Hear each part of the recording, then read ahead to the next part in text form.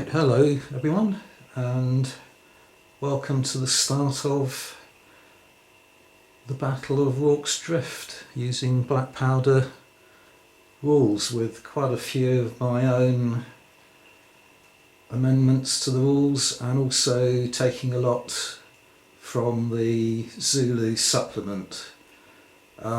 So without much ado, I'll get on to actually playing the game, but I just need to tell you a few things that I've adjusted after my introduction. I hadn't realised in Black Powder 2, because this is the first time I actually played it, is that they've changed the role of the overall army commander, so that they can't give commands directly to the subunits and various brigades, but they can join the brigade commander and allow that commander to re-roll command rolls.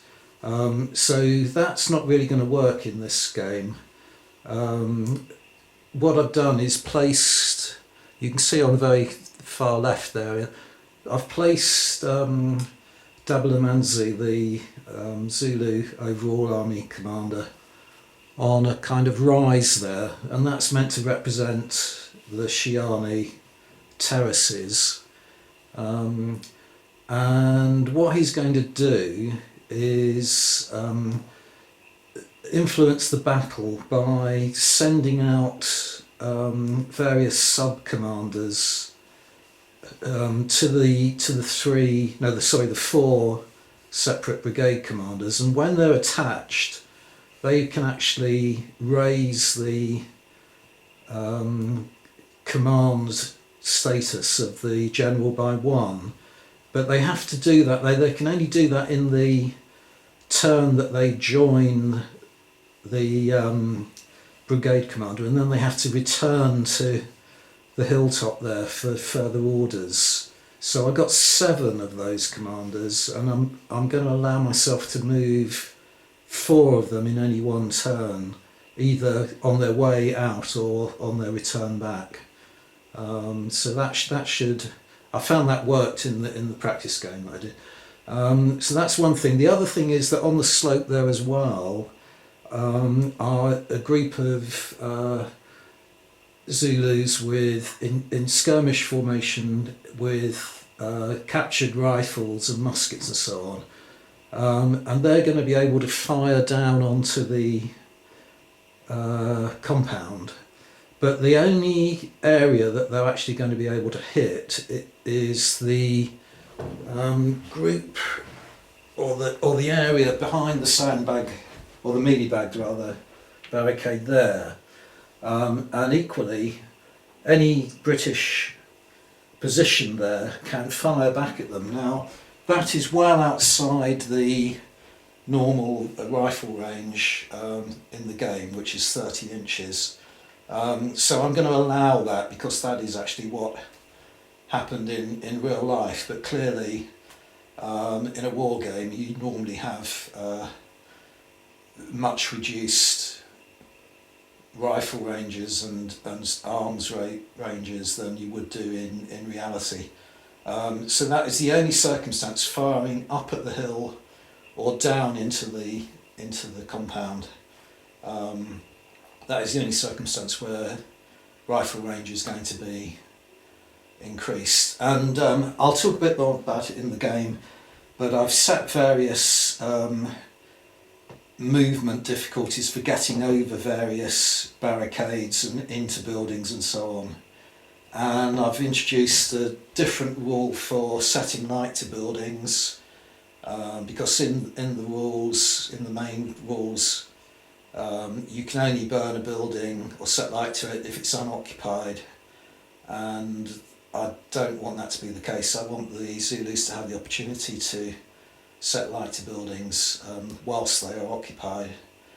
And I've ignored all the rules that are in the Zulu supplement about fighting in the buildings, and I've kind of invented some of my own, so you'll see how that will go. And also I've got a rule about in the hospital is currently occupied by one section, of British, and they are unable to leave the hospital building whatsoever until excuse me, until they have made enough kind of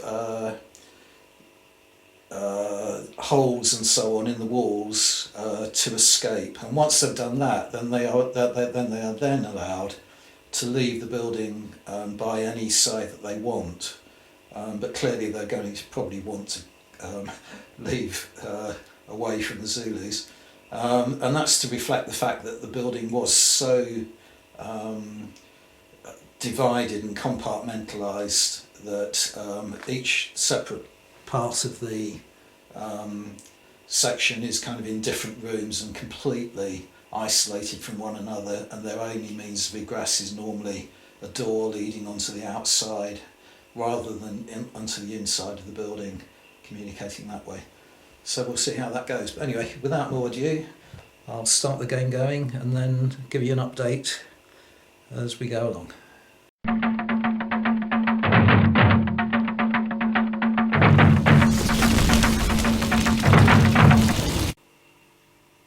Well, the Zulus are off to a blistering start. They threw very well. One regiment is just on the table, but the other three all moved there, 3 moves basically, so they're almost on top of the defences already. The British in their turn opened fire from the hospital. Inside the hospital, Dalton has joined the unit in here. So he, having done that, he contributes an attack dice.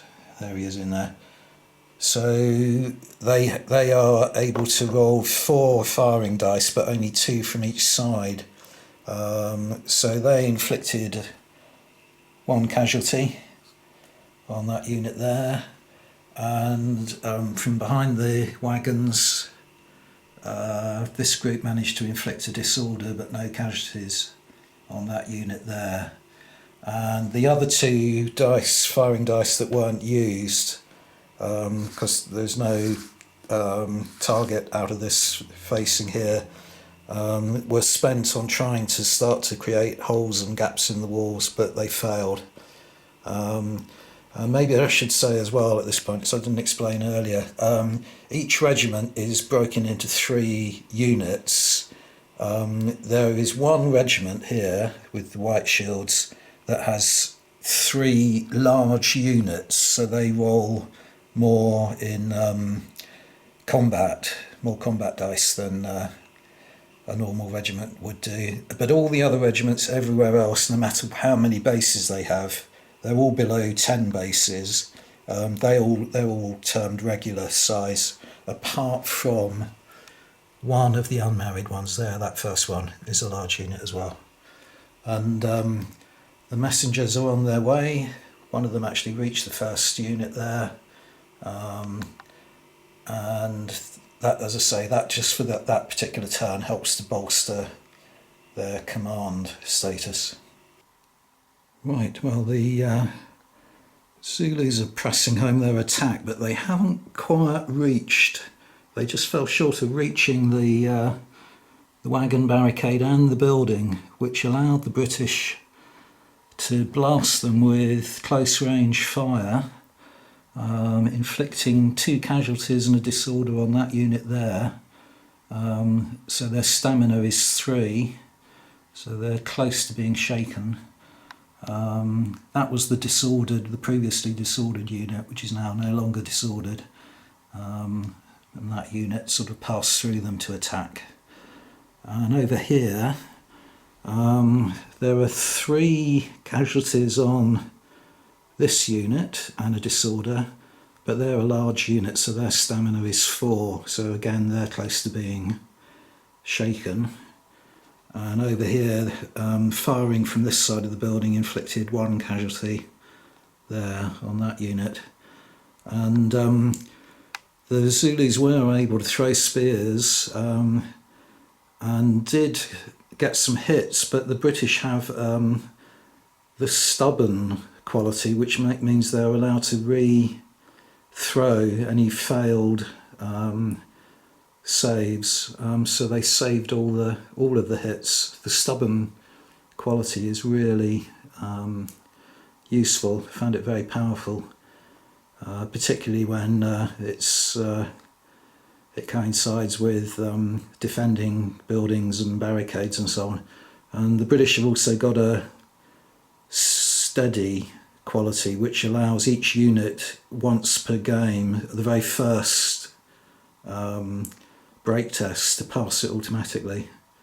But that's only once per game, but the stubborn quality remains throughout. And the Zulus have only got bloodthirsty, which means they can re-roll any failed hits in the first round of melee.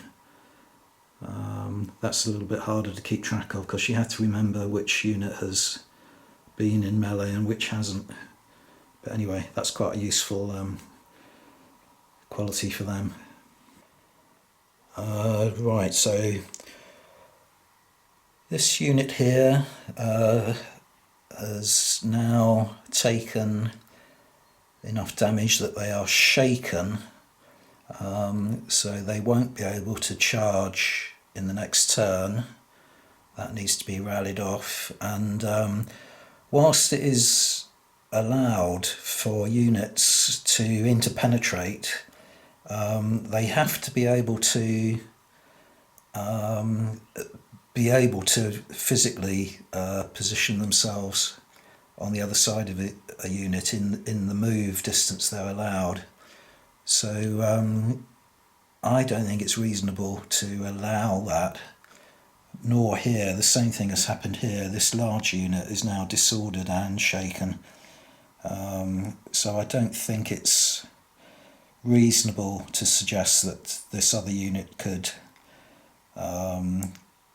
go through and then charge the unit inside the building. So this is kind of proving the sense of the strategy of not allowing the overwhelming kind of Zulu force to present its entire frontage effectively. So I think that is a sensible way to judge that. Inside the building, both that defending unit and the defending unit in the building were disordered by lucky spear throws that the enemy made. I mean, it didn't cause any casualties, but it did disorder them. That's what that marker there is indicating, so I can take that off now. So it did kind of reduce their effectiveness, but they were able, rather than fire out of this side of the building, they did attempt to start making some holes in walls and so on, and they've got one in place now. Basically, on a roll of a 6 in the shooting phase, they can spend as many dice as they want from their firing capability on trying to make holes in the walls, and on a roll of a 6 is a success, and then they roll a d6 again. This is my own made-up rule.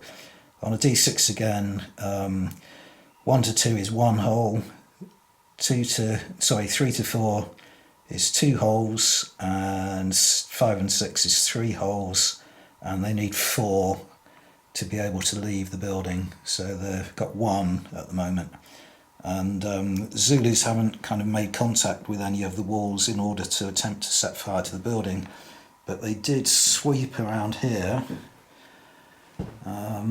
as you can see, and I decided it was more prudent for the defenders to evade, because they are allowed to do that because I put them in skirmish order, because I'm quite conscious of the fact that if they do get destroyed, then it obviously, but it weakens the defence a lot. But it is quite critical to keep the units alive as long as possible for that night attack in the 4th turn. Because in the practice game I only had 2 sections left, and that wasn't sufficient to beat off the attackers. Yeah, and I think that's everything that's... oh yeah, the other thing that did happen was in the exchange of fire between that group and the Zulus on the hill. Both sides now have 1 casualty, and that casualty can't be rallied off for either side. So a small amount of effect from that. Right, on with the next move. At the moment, the British skirmishers up there are firing on this group, and they inflicted excess casualties. So this group then had to take a break test. This marker counts as 3 casualties. This is 1, so they had 1 excess casualty over their stamina. They passed it, so they're fine. So that can come off. This group here is attempting to set light to the building and failed. And because this group is shaken, rather than fire on them from inside the building, the British chose to try and make as many holes in the wall as possible. And they have now got 4 markers to indicate that whenever they want they can leave the building on a successful command roll. So I'm a bit more confident about leaving them in there now to fight off the Zulu attack, because they can escape as long as they're not engaged in melee. They can freely move away. Over here, far more success for the British. This group now has excess casualties, so 3, 4, 1 over their excess, one over their stamina, and they failed miserably their break test, so they are going to come off the table. So that's the first unit removed from the table. And firing on the hill, the Zulus have got 1 more casualty. But in the next turn, Dablamancy was going to have a go to rally that off. Yeah, so it's looking, the British are, this is a really good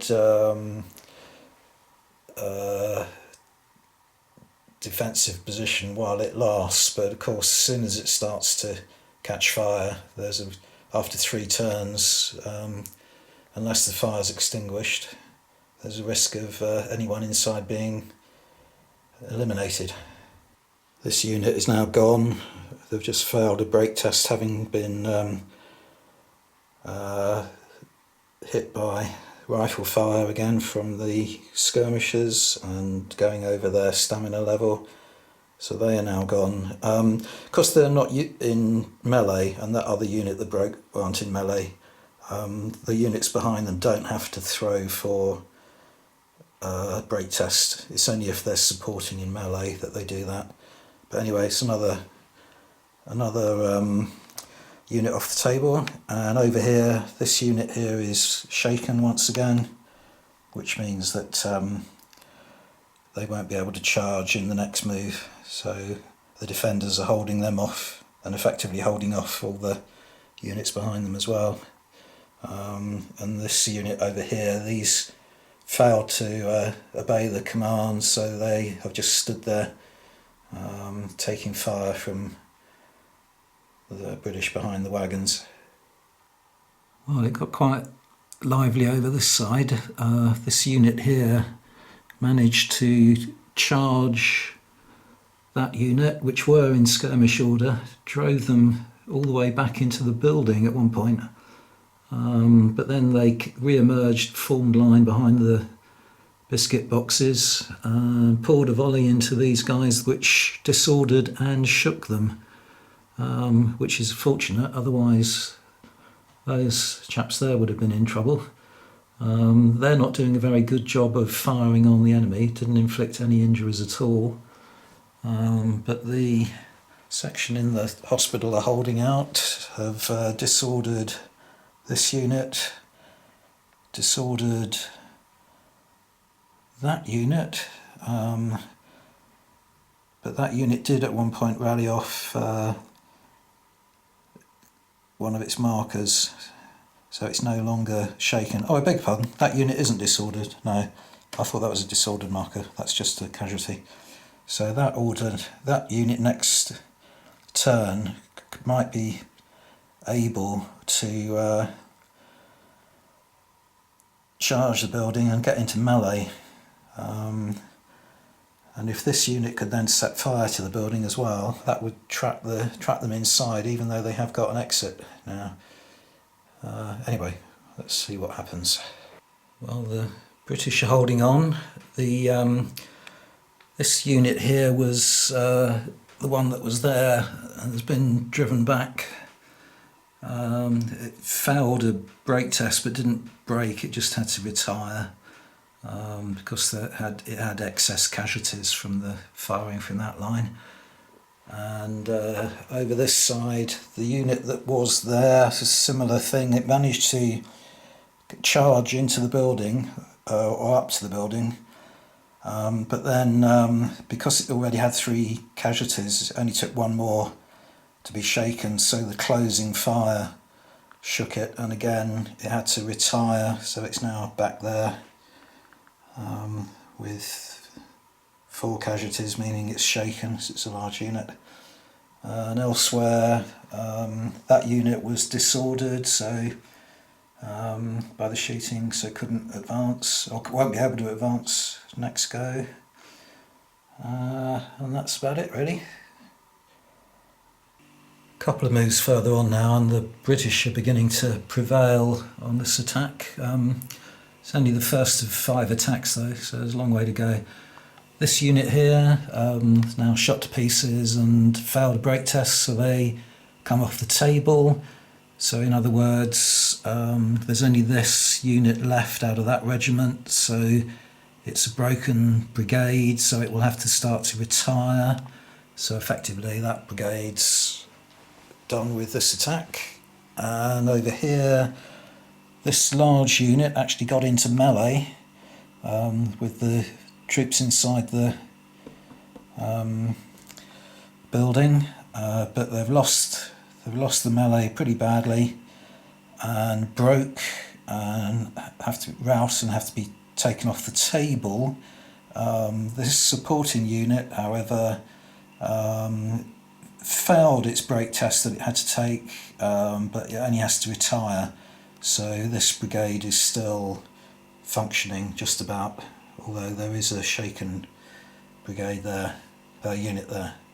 Yeah, actually I've just had a rethink over this and looked in the rules, and because this unit is shaken and that unit has routed, it only leaves that unit, which means this brigade as well is a broken brigade or broken regiment, whatever you want to describe it as. So that means that half the army is now broken, or half this attack wave is now broken, so the other half of it can't advance towards the enemy, they have to retire. So effectively this first attack has been shaken off. So I shall begin the second attack, reposition all the figures and begin the second attack from the north in a moment. But that actually went very well for the British. This unit here was trying desperately for most of the attack to set fire to the hospital and has yet to succeed. So it won't succeed now because it has to begin to withdraw. And that means that effectively they are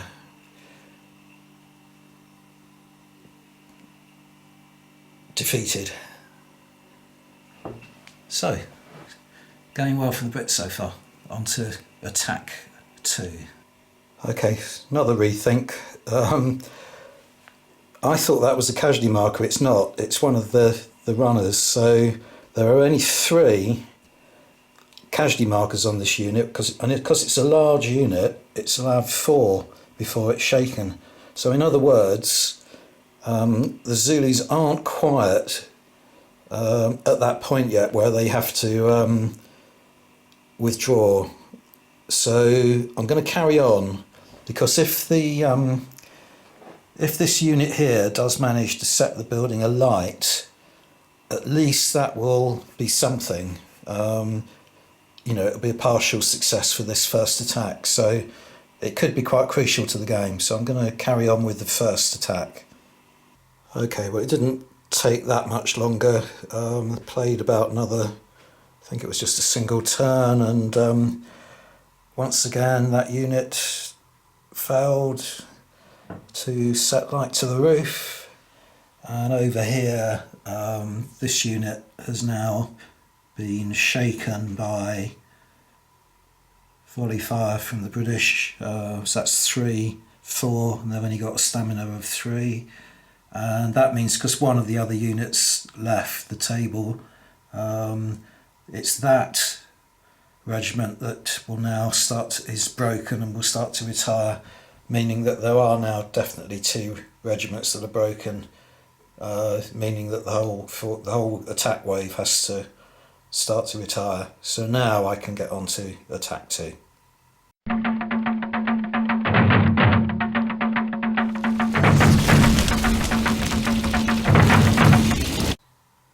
So second attack has begun.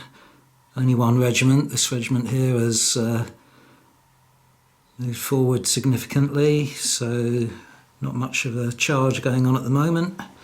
But over here, the British have repositioned now. There's still a unit in the hospital, because until it catches fire, they're pretty impregnable in there.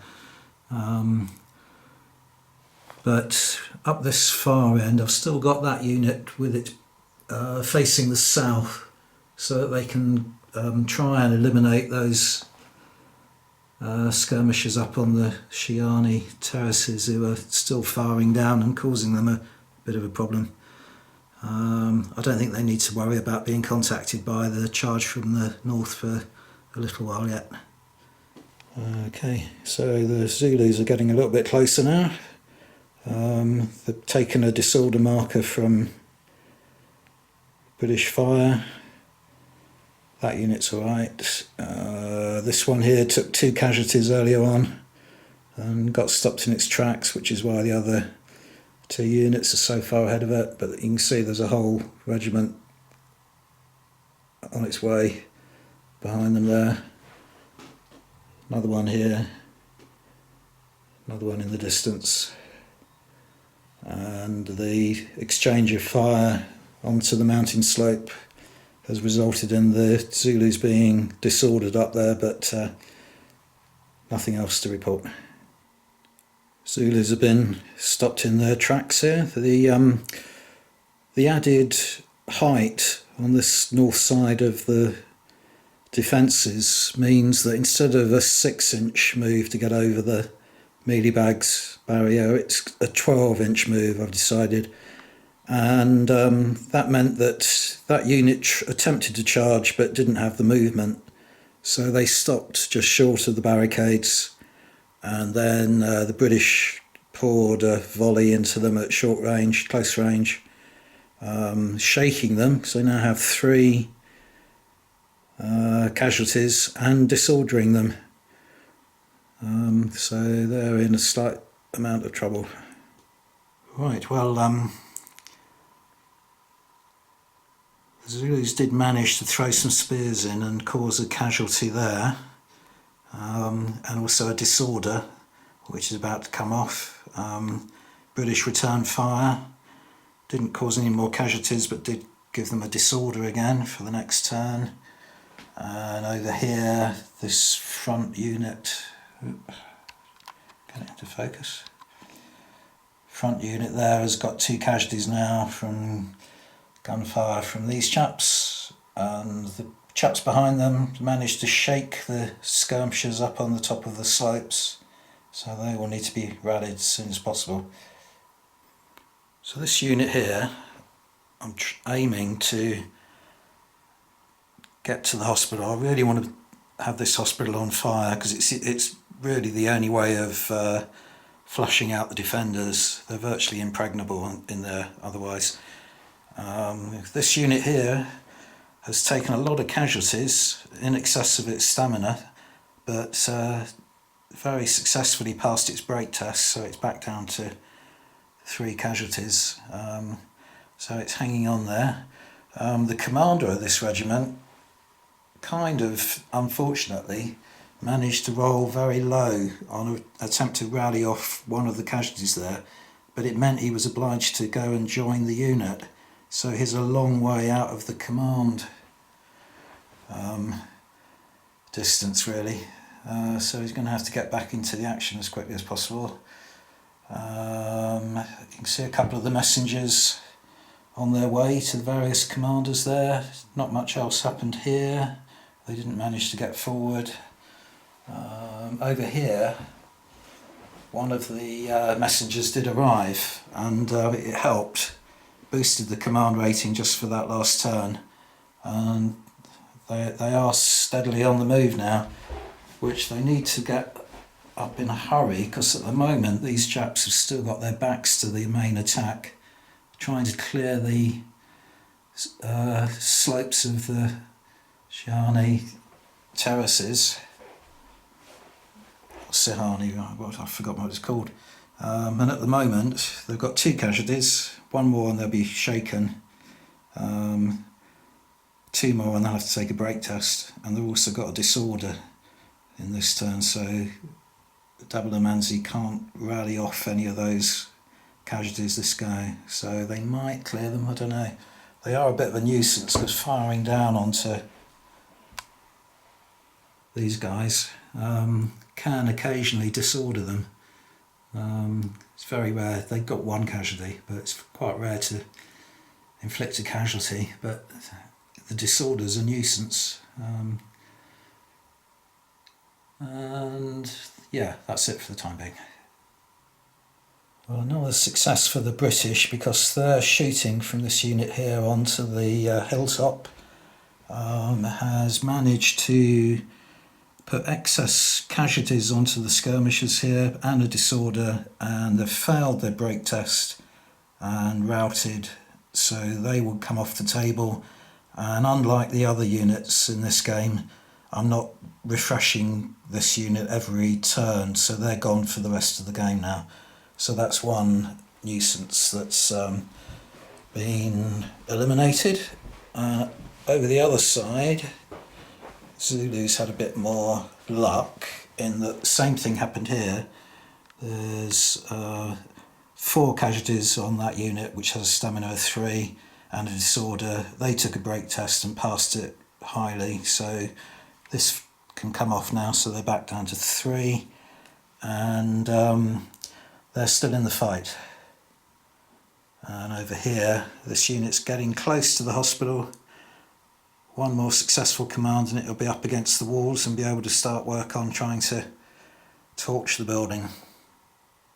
This regiment is swarming around the hospital building now, but nothing in the way of lucky dice roll to set the building alight. Over here, this regiment has taken excess casualties from the shooting and has taken a break test and has broken, so will come off the table. Won't affect this unit here because they're not in, this unit isn't in melee, so they don't need to take a break test. Here, similar thing happened, excess number of casualties. It's a large unit, so it can take 4, but it's got 5 there. But they passed their break test and held, so they're going to carry on in the fight. Oh yeah, that unit of British there have turned around now to face the charge, which is still a long way off over there. So they're ready to receive them now. Still no fire. Very unsuccessful dice rolling over here, and they're taking some hits now. There's 3 casualties on that unit, which means they are shaken at the moment, but still alright to stay there and keep trying to set fire to the building. Here, this ledge has definitely added to the strength of the defence, because the units just can't throw enough high enough to get over that extra bit of height. But now that unit's up against the slope there, it only takes a successful command for them to charge the next go, but in the meantime they've taken one casualty. Here, this unit's been forced to retire after failing a break test, so it's now got 4 casualties. That's shaken. It did have 5 a moment ago, and a disorder marker. And here,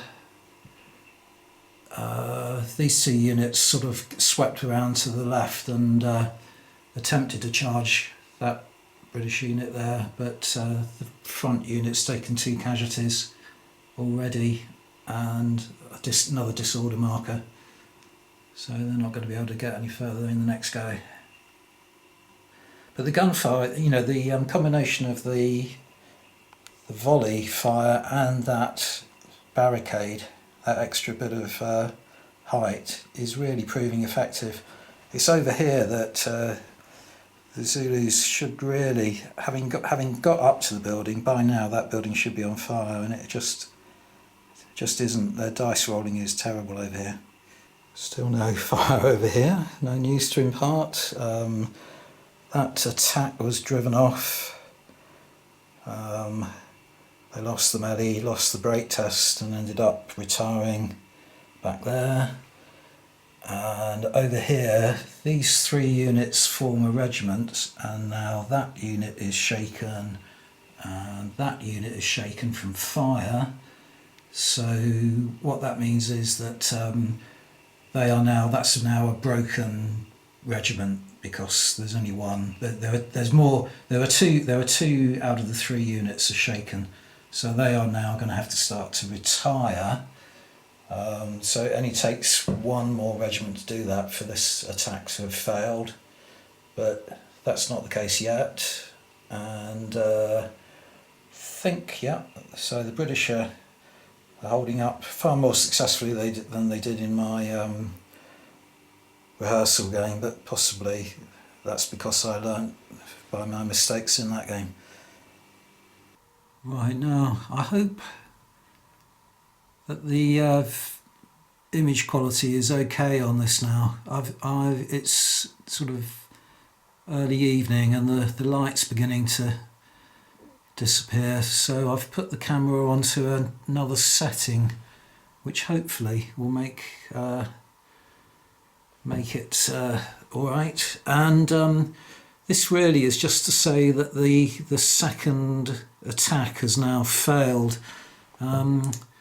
Just as that unit, that regiment rather, broke and retired, this regiment, through fantastic roll, and was able to actually charge into melee, not only there but with that unit there. And the melee was very one-sided, even with the bloodthirsty rule of being able to re-roll the first round of combat hits that had failed. The Zulus did score heavily, but the British scored just as heavily in hits without the ability to re-roll. And then, of course, they have the stubborn quality which survives the whole game, that allows them to re-roll any failed saves. So they shrugged off all the hits, whereas the Zulus failed to save hardly any of them. This unit has now got 5 casualties and failed its break test and is going to rout off the table, whereas this one has now got 3 casualties, which effectively makes it shaken, and was only obliged in the break test to retire but it also has a disorder marker. Ah, wait. No, it still won't work, yeah. It has a disorder marker, but that will come off in a moment. But what it means is that the next Zulu turn, they will begin with a shaken unit and a routed unit, one that's disappeared, and only have one other unit in that regiment. So in other words, that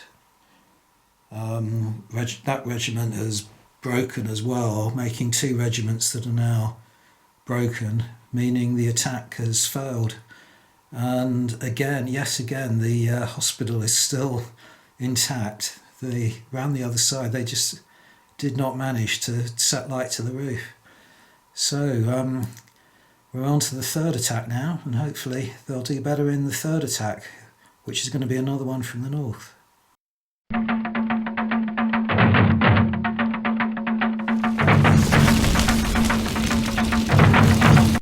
Right, well, I've been a little bit more canny for this attack, in that rather than start from the table edge and just roll dice and see how far each regiment can get, I've tried to kind of coordinate the whole thing a little bit. So I still started on the table edge, but I've steadily kind of moved all the regiments up so that they are now aligned and they are just outside of the range of the British rifles. So that's kind of like the equivalent of in the film Zulu, when they go forward and throw their spears into the ground at the point where the rifles begin to have an effect. And behind each regiment, I've moved up one of the messengers behind each regimental commander. So this is the commander here, this is a messenger, and same all the way along the line. And what I can do now, once again it's the Zulu turn, so I can move the messengers up, and just for that turn their command rating will go up from 7 to 8, giving them greater chance of obeying the commands. And this is the point now where I shall start to rush each regiment separately towards the line, but hope they hit it in a kind of more coordinated way, more so that there's a sort of simultaneous strike. And the regiment right at the end here is going to be ordered towards the hospital to try and set it alight before night comes. Really desperate to get that hospital burning. Anyway, we'll see how it goes. Well, it was a good idea. It hasn't quite gone to plan. 3 of the regiments failed their command tests, so they just stayed where they were. And one of them moved forward 2 moves, so it came within range of the rifles of that unit, and kind of got away with it. It got disordered, took 3 hits but saved them all, so potential for it to have been shaken as well, but it got away with it, so it may still work. We'll see how we go. Yeah, this is more like it. That unit there couldn't move forward because it was disordered, but the other 2 units behind it successfully filtered through and are continuing on their way. Because they're closer to this unit here than these chaps who have begun to get across the killing zone. The British are going to have to fire on these ones, which means these are spared any rifle fire for a while. And over here, this entire regiment, which is the one that's got 3 large units in it, has got up to the barricade but not over it yet, so it's not in melee. There have been some spears thrown, so they managed to disorder that unit there, and that actually equally over here, this unit threw some spears into here, causing another disorder. But the final regiment, I'm afraid, is refusing to get off the mark.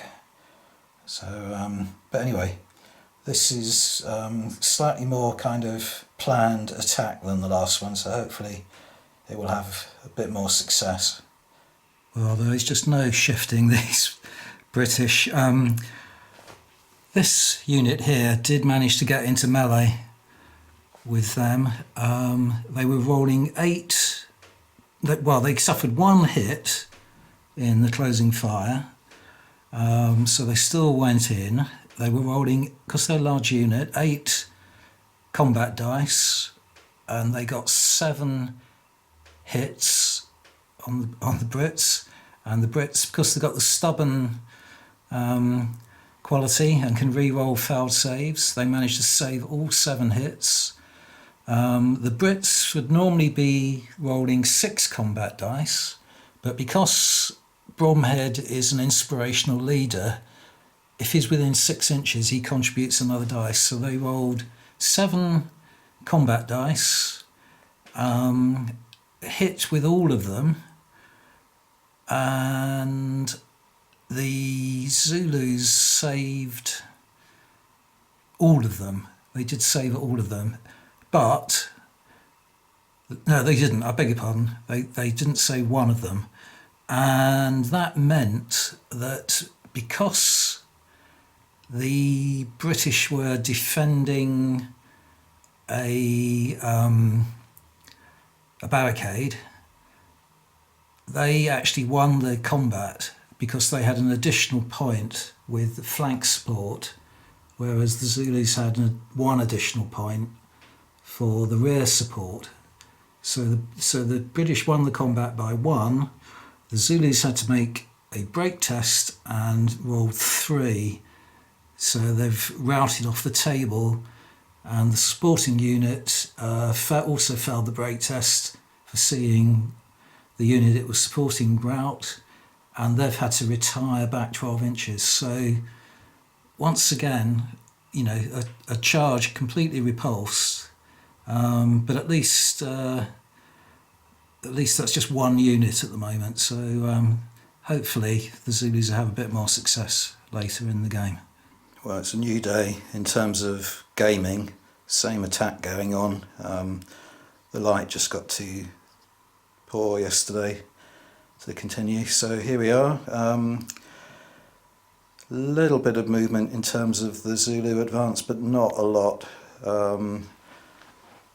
This regiment still hasn't reached the hospital. Over here, this unit has now been shaken and disordered by fire, so if they break, then that whole regiment will go. And then further up, the regiment up there with the red shields has reached the kind of ridge, not actually managed to get up it and over the barricades to attack, and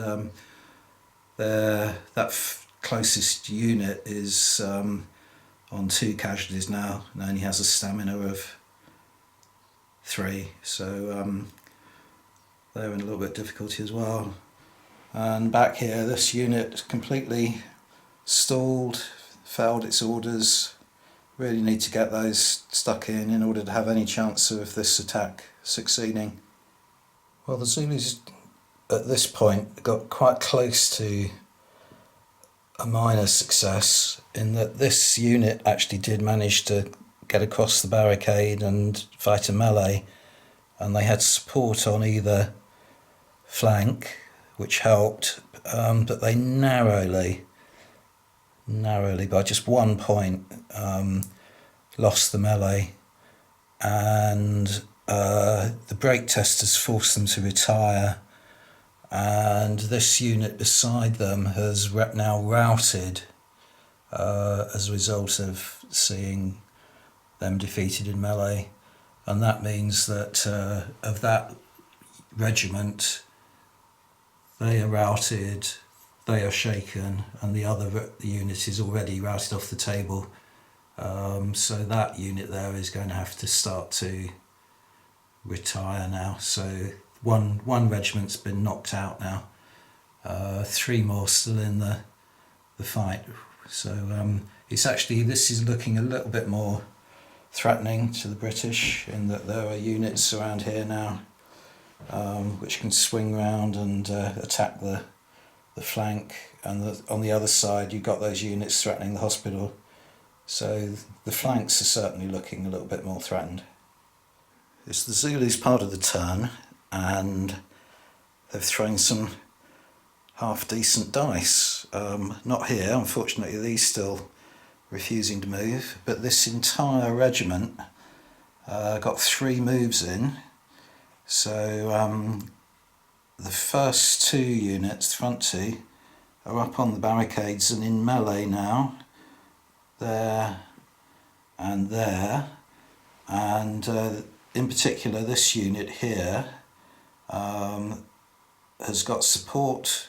One of these units can give them flank support, and I don't know, I think this unit can only give support to one of these, so I think I might bolster that support even further. So that's quite a threat there.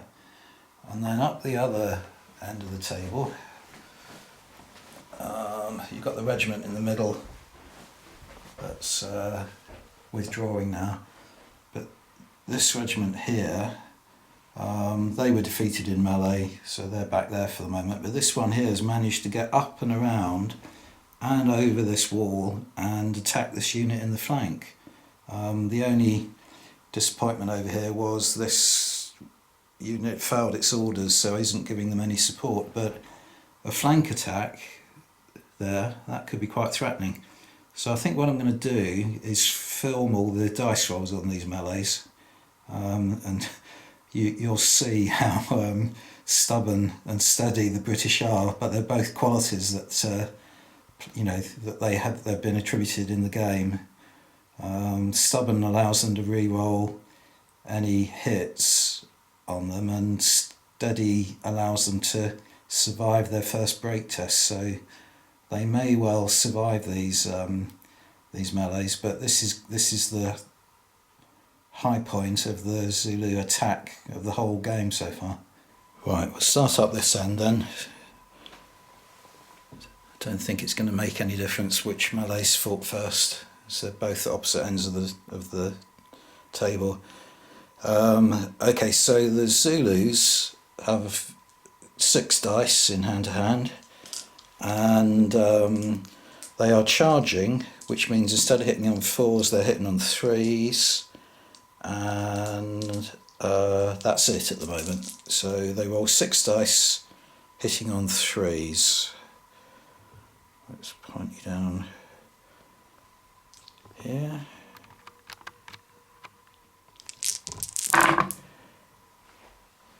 Okay, well,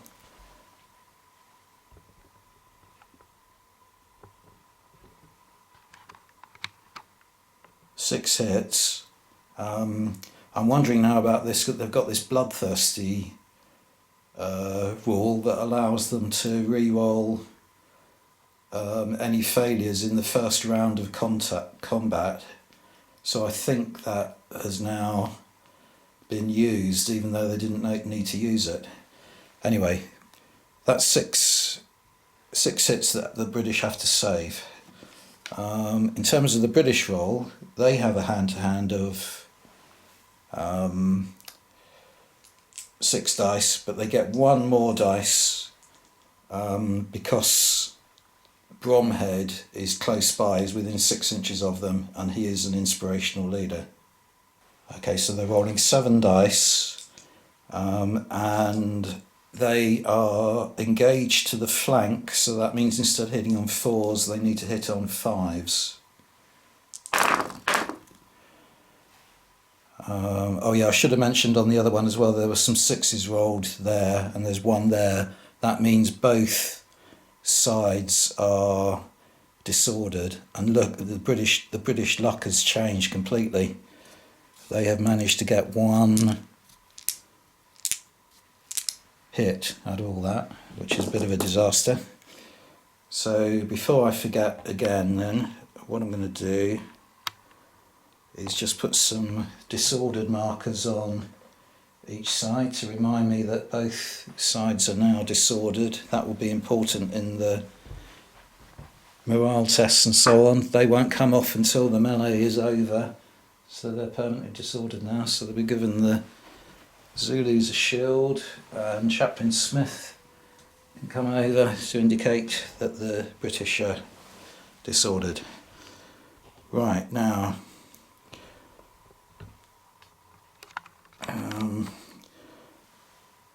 the British have to save this, and they are saving on 4s. They have no defence or anything. Had they been fighting over the barricade, they would have been saving on 3s. But they do have the stubborn quality, which allows them to re-roll if they fail. Oh, hang on. Yeah, if they fail. Right, what was that? That was a 2. So they failed. So 1 more, and they fail again. So, yeah, sorry, I'm messing this up. This is the one that the Zulus are supposed to be saving, isn't it? Let's start again. Okay, so the Zulus are saving simply on 4s, and they save it. Okay. Right, the British have got to save all these hits. And they have the ability to they're stubborn, so they have the ability to re-roll, and they're saving on 4s as well. So those 2 are saved there. It's looking bad. We get one more chance to save these. Oh, I don't believe it. They've saved them all. Right, okay. That stubborn quality is really useful. Okay, so the British got 1 hit on the Zulus. The Zulus no hits on the Brits. So what I'm going to do again is just put a single, before I forget again, over here. We'll just put a casualty marker there to indicate there's 1 hit. Right, now we've got to work out the result of the combat, because it might still be the case that the Zulus have won this. Okay, so we'll start with the British. They get 1 point for the casualty they've inflicted. They have 1 point because... No, they don't any longer. No, because the unit to the side of them is engaged in melee. So this is the advantage of the attack going in altogether. So at the moment they've got one point for the hit, and that is it. Now the Zulus have no points for hits. Oh, I don't believe it. Nothing else. That means the Zulus have lost this melee. Unbelievable, isn't it? They're really... Okay, so the Zulus have to take a break test. They get -1 on their roll because they're disordered. They roll 6, so they're down to 5. And in hand-to-hand, they move 1 full move to the rear without changing formation, and become disordered if not already, and they are. Okay, so there you go. Brits beat them off there. So I'm going to move that unit and then go on to the other 2 melees. So we'll see if the Zulus have any more luck over this side. So there's 2 melees to be fought here. That one and this one, and I'm going to start with this one. So in this case, very similar. The British have 6 hand-to-hand dice, but Chard is nearby, so he contributes another dice because he is an inspirational leader as well. So the British are rolling 1, 2, 3, 4, 5, 6, 7, and they are hitting on straightforward 4s.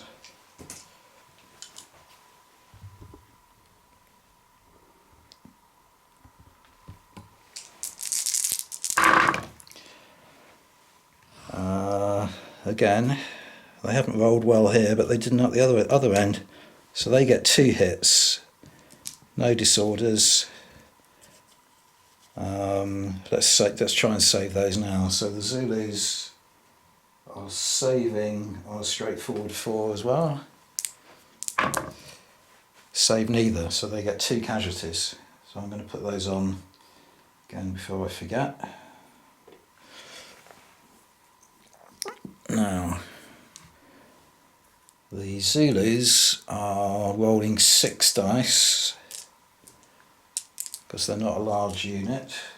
They don't get any bonuses or anything. They are charging though, so they're hitting on 3s rather than 4s, and they have this bloodthirsty attribute, which means that they can re-roll any fails.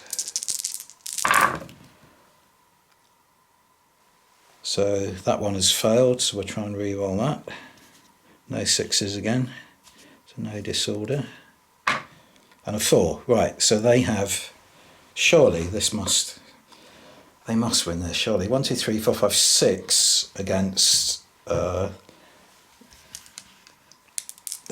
see how many the British can save. So the British would normally save on 4, but because they're fighting behind the barricade, they're saving on 3s. And they save 1, 2, 3 of them. Right, so this is looking a little bit more promising. So the Zulus have inflicted 3 hits and the British 2. So let's work out the combat result. So the Zulus have 3, plus support to the rear is 4, plus support to the flank is 5. And that's it. And the British have 2, plus they are occupying a barricade. So I'm allowing in this scenario, I'm allowing that to give them 1. So that gives them 3. So in this case, the British have lost their first melee, but they have the steady attribute, which means the first break test they need to take of the game, they automatically pass. So if they automatically pass in hand to hand, they hold their ground and continue fighting in the next round of combat. So I'll show you the result of that in the next round of combat. So a little bit of luck for the Zulus there. Things might be starting to go their way. I'm getting ahead of myself, aren't I? Because I still haven't fought this melee over here. This one not quite as helpful because this unit can't lend its support to 2 melees, so they're fighting on their own. But anyway, let's see how they get on. So same again. The British are rolling 7 dice because Charlie's nearby. And they are hitting on a straightforward 4.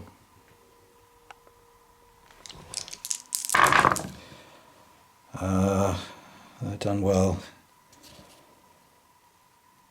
5 potential hits, but some 6s there. So again, before I forget, I'm going to put a disorder marker on that unit.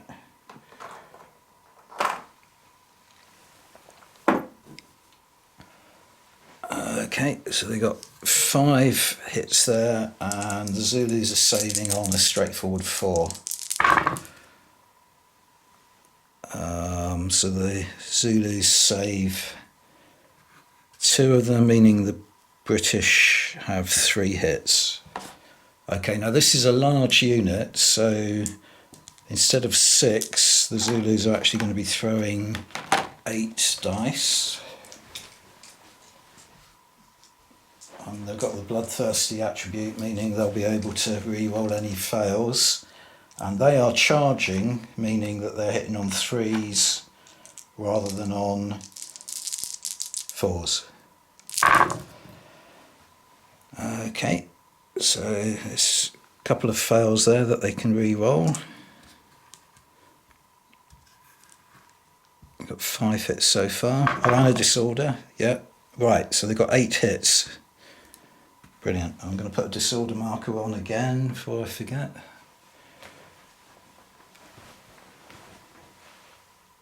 And Yeah, this is definitely the Zulus' main chance to do some damage here. Right, so the British are saving on 3s because they're defending the barricade.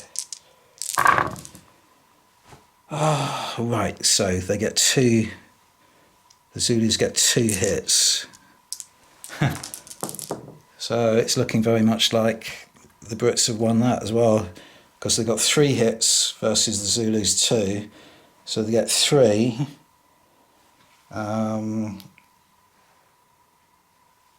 They have got flank support because there's another unit further along to them, so that make them 4, and they're occupying a barricade 5, whereas the Zulus just get their 2 and nothing else. So again, the Zulus have lost that. So they have to roll a break test.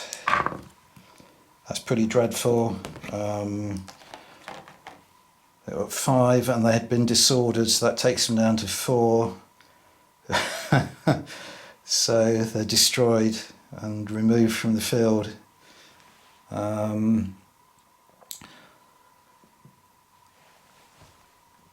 Yeah, damage limitation is the one good thing is that this unit here wasn't lending them support, so it doesn't have to roll a break test itself. But anyway, that's how it's been going the whole game. You know, the things I haven't been showing you, I've just been rolling the dice off camera, but the British are so entrenched there. Those 2 qualities of steady and stubborn, plus the defending that barricade, it's almost impregnable. Right, well, the sun has just come up over the rooftops of the houses opposite, so it's casting quite a dramatic shadow on the melee, but never mind, we'll carry on. So it's the British turn. They've done some firing, managed to disorder that unit there from the unit that had previously won the other melee. Other than that, not much going on in the way, and now it's the British melee phase, combat phase, so we're going to re-roll this melee, see how we get on. Okay, so very similar again. Let's take you down to the dice tray. So the British have 7 combat dice, and normally they will be hitting on 4s, but they won the last round of combat, so they're hitting on 3s, and that's all the advantage they get.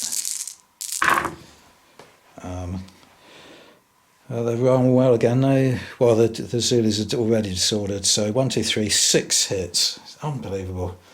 Right, so the Zulus are saving on 4s, I believe. Yeah, 4s. And they save 1. These Brits, plucky. 5 hits they've got on the Zulus. Oh my god. Right, I'm going to put the markers on now before I forget. 1, 2, 3, 4, 5. So they're going to be well and truly shaken. Okay, so in turn, the Zulus would have been rolling 6 dice. They're no longer charging because they're in melee, but they are shaken, so rather than hitting on 4s, they're hitting on 5s. They get 2 hits, and the British are saving on 3s because they're behind the barricade still. Until the Zulus win the round of melee, the British still get the advantage of the barricade, so they get 1 hit. Let's put that on again before I forget. So I suppose that's something, because the British now have, that unit now has 2 casualties, one from the previous attack and this one. So they only need 3 to be shaken. Right, so I'm pretty sure the Brits have won that combat. They scored 5 hits, the Zulus 1, so let's work it out. The Zulus have support to the rear, So they get a point for that and support them the flank. So they get 2 plus 1 is 3. The British have 5 plus flank support now is 6, and they're occupying the barricade 7, so they've definitely won.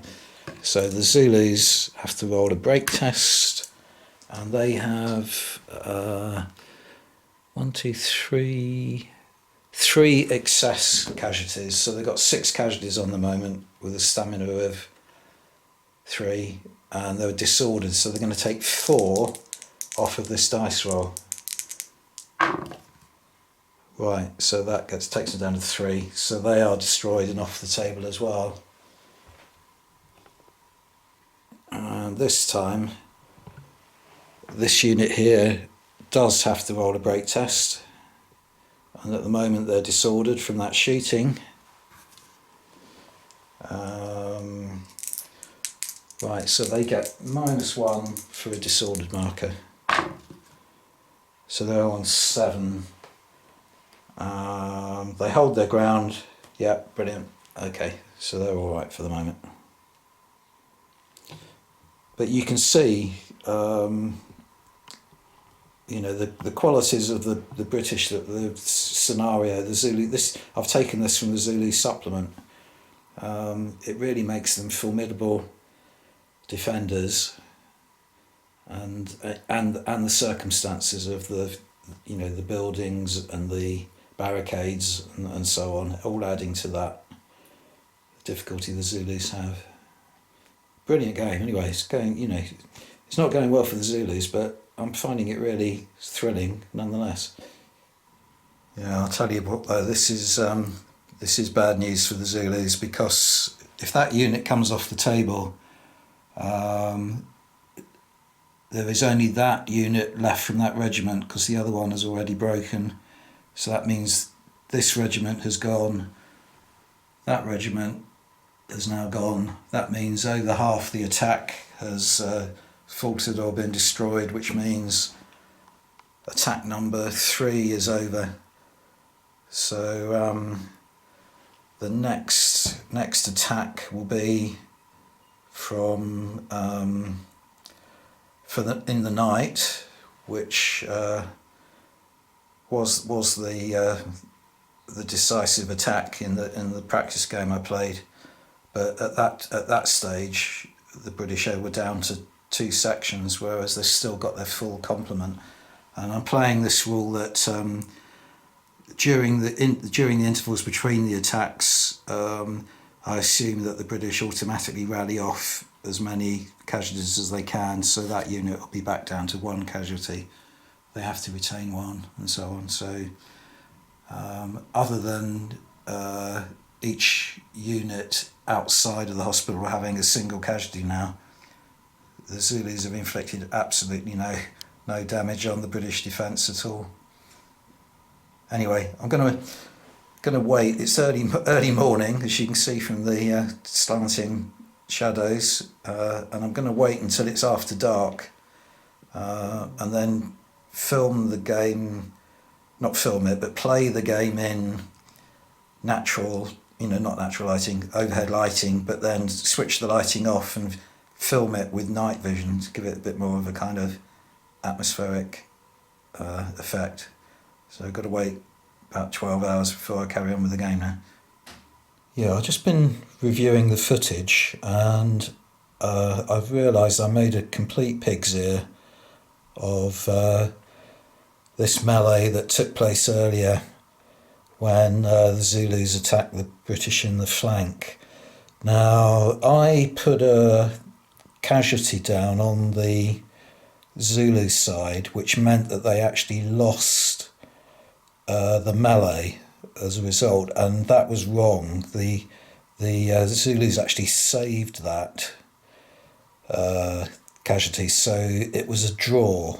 The melee was a draw. Now, it's actually, luckily, it didn't have any effect on the overall result of the attack, because I did later allow this unit to give flank support to the unit further along in melee, but that unit would have won the melee anyway, and that would have destroyed the unit they were fighting, and the way the attack would have ceased. But what it does mean is that, in theory, during the British turn, another melee should have been fought here, and the British would have had the ability to turn to face the enemy and then fight another round of melee. Now, I don't think, unless luck is really with the Zulus, I don't think it would have destroyed this unit. But I'm going to play the melee out and form up the British here in a sort of two ranks, which means they'll be more than 6 inches away from Bromhead, which means they'll only be playing using 6 dice against 6 dice for the Zulus here. So I'm just going to fight out a little melee down here just to see what the result would have been in case there's any more permanent injury inflicted on this section of British here. Right, here we go then. So British rolling first. They're rolling 6 dice. Normally they'd hit on 4, but they're disordered, so they're hitting on 5s. Their luck is still with them. Yeah, they got 4 hits. 4 hits. And the Zulus are rolling 6 dice. And they too are disordered, so they too are rolling 5s to hit. 1, 2, 3. Right, so the Zulus are saving on... No, the Brits are saving on 4. And the Brits saved none of them. Right, so this might have been crucial. And the Zulus are saving on 4. And the Zulus save 3. Right, yeah. So this was, yeah, I did need to correct that mistake earlier then. So the Zulus have inflicted 3 hits, the British only 1, which means that the Zulus definitely did win that melee, even though it was the British turn. Okay, so it was the British that had to roll a break test, not the Zulus, and because it's their first break test, they pass it automatically and stand, and they would have fought another melee. However, further down the line, the British had broken the Zulu attack, and the whole attack would have faltered. Yeah, I think what happens in that case, though, is that if any units are still engaged in melee,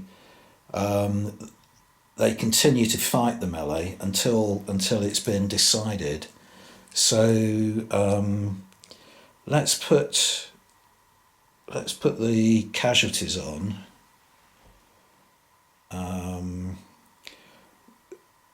So it would mean that the Zulus have 2 casualties, and having automatically passed a break test, the Brits will at this moment have 3 casualties on them. So I'll just do that. Okay, so I put a stretcher bearer there now. So that represents 3 casualties. So that means that the British are fighting this shaken. The Zulus have, and disordered, the Zulus have 2 casualties and a disorder marker, so they're not shaken at the moment. It's the Zulus' turn, but this unit here now, because the whole attack has been broken, this unit can't be ordered up to support. It has to retire from the enemy. So it's just this fight that's lingering on as the rest of the army withdraws. So let's play another round. So this time the Zulus are rolling 6 dice. Normally they would hit on 4, but they won the last round of combat, so they're hitting on 3s. but they're disordered, so they're back to hitting on 4s. Yeah, they've done well. 5 hits. I'm glad I reviewed the footage without resetting the table. Right, now the British are hitting on 4 and they're disordered, so that means they're hitting on 5s. Yeah, they've not done badly. They've got 2 hits. So the Zulus are saving on 4.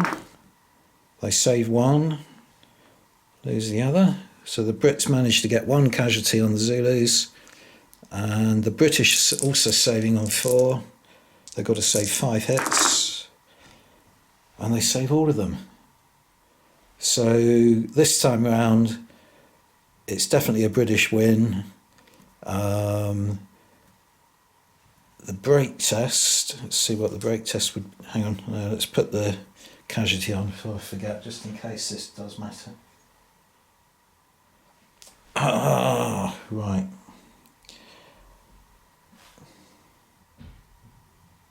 Yeah, no, that is right. I was just thinking that I hadn't allowed for the fact they were shaken. Okay, let's put the casualty on before I forget. So the Zulus are now shaken, and we'll roll a break test for them. Yeah, they'll definitely be leaving the table at that point. So in the end, hasn't changed anything, because that shaken marker will come off the table, but I needed to replay that just in case that unit had been broken and taken off the table.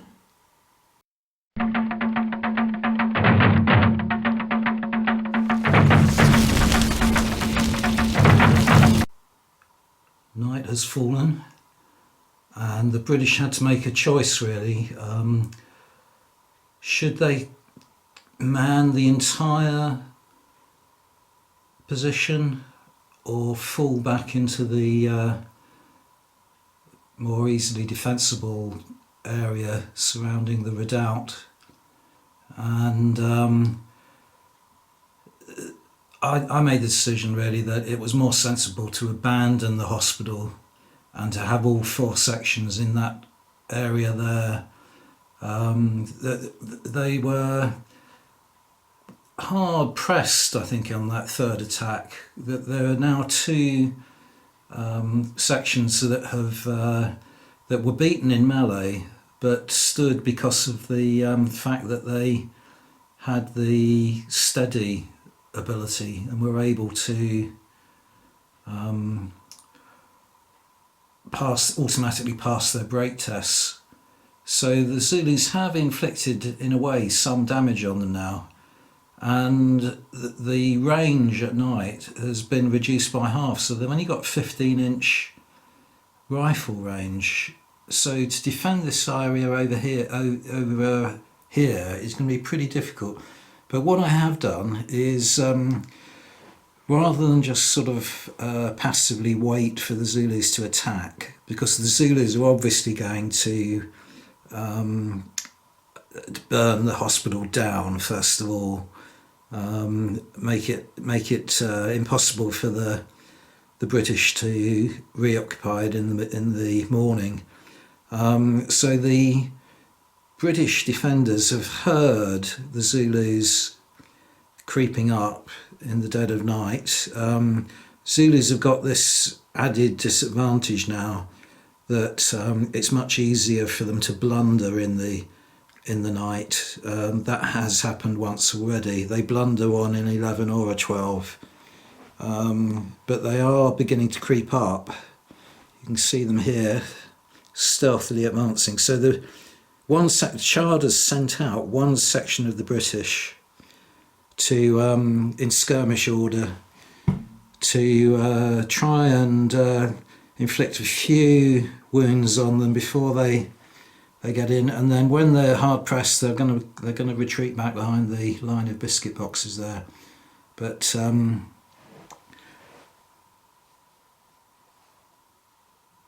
the Zulus now, they're only about 15 inches away. If they throw the right right dice, they can be in there like a shot, but then in skirmish order, the British can automatically evade, so they're not in too much danger. So anyway, we're going to start to play the game proper now, and the British have fired one shot, didn't inflict any injury, and there's another group of Zulus here, and they're going to be the ones that try and burn the hospital down.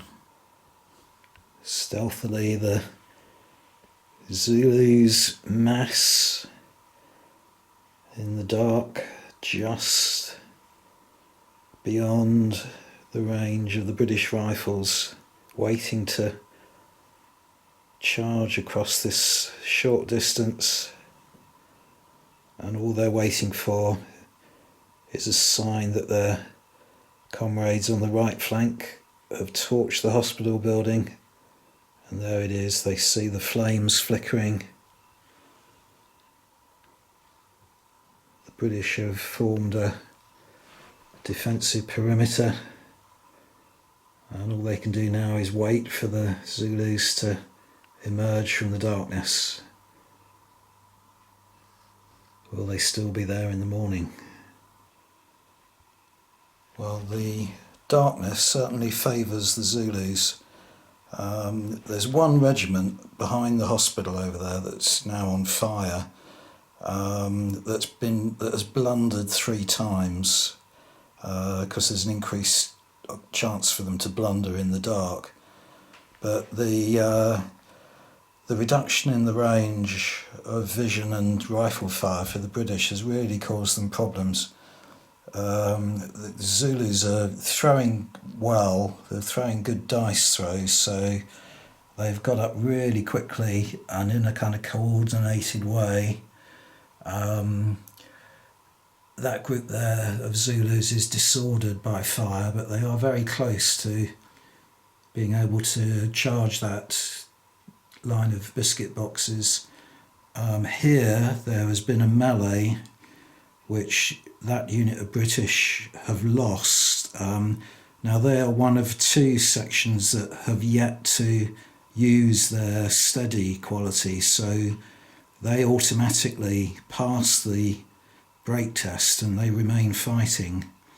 But they are definitely in trouble now, because this unit they're fighting has got rear support, flank support. There are now 3 sections, all those 3 sections that are broken, and only the unit with Dalton in command in square behind the redoubt there is the only one yet to use that quality. So yeah, pretty dire. And over here there's another entire regiment that's got up over the ledge and over the stone wall of the corral, and is free to swing round now and attack this side of the formation here. So yeah, this is the main opportunity really of the Zulus to wipe the garrison out before morning. Yeah, this is certainly the crisis for the British. The night time is definitely their vulnerability. At the moment, there's a melee going on there, and the British have won, I think, 2 rounds of it so far. But each time the Zulus manage to pass their break test and hold on, so that melee's still going on. Here though, the British did rout, there's a pile of bodies there. The British did manage to rout this unit. They are the first to come off the table, but the other 2 units in their regiment are both large units within striking distance. Over here, the rifle fire has disordered that front unit, so it won't be able to attack next go, but there are others queuing up to have a go. And in the far distance behind the hospital, there's another regiment that's slowly recovering from various blunders and is beginning to congregate behind that wagon barricade, so they could be back in the fight very shortly. So it's all all action on every front. It's a couple of turns on. Things are getting desperate for the British now. Hospitals well and truly ablaze, and every side of this perimeter now is being fought over. Here you've got a regiment with white shields that has climbed over the wagon barricade and is supporting one of the black shield units in melee against the British here. These are broken, they're off the table, completely overwhelmed. The unit of British here fighting a melee here and are winning at the moment, but the Zulus have survived their break test, so they're still in melee. And over here the opposite has kind of happened. The unit of British has routed, see if I can,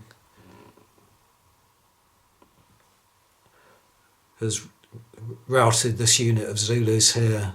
So success over this side, but the first unit of casualties over that side.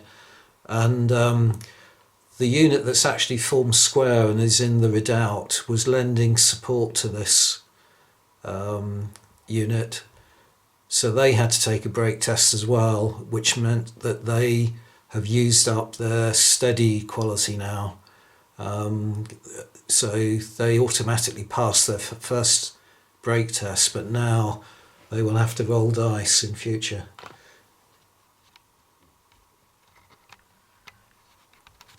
Don't know where they are. There we go, it does focus. So that unit there now is in square in the redoubt, but this unit here is coming off the table.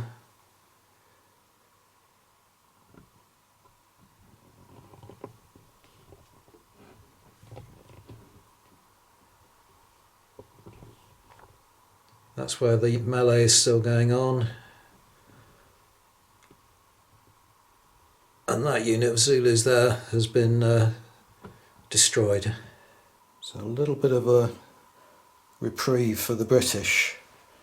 That unit was wiped out, so this side of the defences are a little bit open at the moment.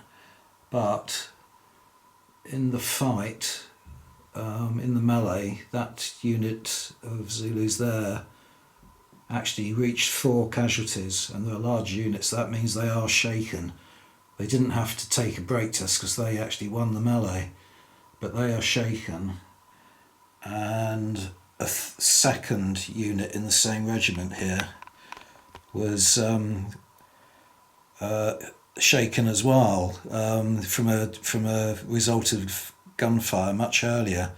But that means out of this regiment, 2 of the 3 units are shaken, therefore they're a broken regiment and they have to start to retire. Now that unit there is in a sort of fresh regiment, but the gunfire in the British turn from the redoubt actually disordered them, so they can't do anything this turn. So there's a little bit of a reprieve there. That melee there is still going on, and the Zulu regiment facing the British over that side is also disordered. So there's not much peril at the moment, and both the regiments up that side have now lost a unit, so they've only got to have one more either shaken or... hang on. That one is shaken, yeah. That unit there is shaken and another unit is routed. That means there are 2 regiments that are now having to retire. So the British have survived the night attack. All they've got to do now is survive this melee, which will continue until it comes to a conclusion while the rest of the army retires. So there we go. That was quite a good round, because it shows the effectiveness of the sort of night cover for the Zulus being able to inflict a lot more damage than they had in previous rounds. And they're going to make one final effort in the morning in daylight to overwhelm the defences, but we'll just play it through now to see how that melee turns out, in case there's any more damage done to the British. Right, well, I'm only moving the units that are relevant now. So, in other words, this unit is fighting a melee, but the unit that was in the rear supporting it is obliged to withdraw now, so it no longer has any support, whereas the British do, because there's a unit in square within 6 inches there lending support. So it was still a very narrow win. A lot of casualties inflicted on the British. They've now got 4 casualties, which means they are in excess of their stamina. But because they won the combat narrowly, the Zulus were obliged to take a break test, which they passed. So in other words, there is another round to be fought now, and as I say, the British are shaken. So it still could go the Zulus' way. Even if it does, though, they would have to withdraw, but there's a slight possibility this unit will be killed as well, and that would endanger Chard's life, because he has actually physically joined the unit to lend another dice to their strength. So they're currently rolling 8 dice in melee now, matching the larger unit of Zulus. So touch and go.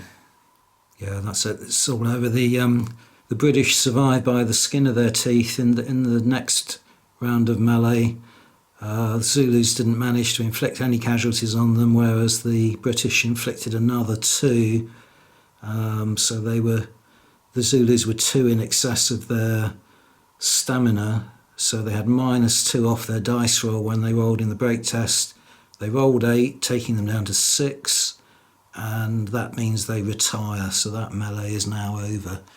So there's no more conflict in the night, and that means that the British will automatically rally off all their excess casualties. Well, not only excess, but they'll be left with 1 casualty per unit, down to 3 sections to face the final Zulu assault, which will happen in the morning.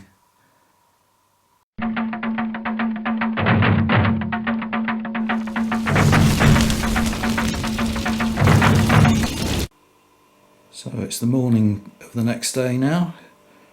The British have hung on by the skin of their teeth overnight and survived the 4th of 5 Zulu attacks. The hospital, though, is now ablaze and can't be reoccupied, and the British are reduced in numbers now anyway, so they probably are wise to remain in just that one section of the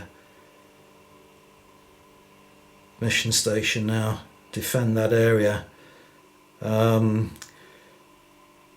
What I've decided to do with them is to keep one section formed in line, but have the other 2 sections in skirmish order, so that they can more easily withdraw into the redoubt if they are hard pressed.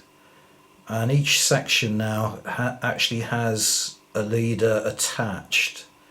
In the case of Chard and Bromhead, they are inspirational commanders, which meant even if they were within 6 inches of a unit, they would add a bonus dice to their combat rolls and their shooting dice. But what I've decided now, and the way I've been playing it throughout the game, in fact, is if they choose to join a unit, they then give a further additional dice, because they are themselves at risk anyway. If the unit they've joined is wiped out or routed, they leave the table as well.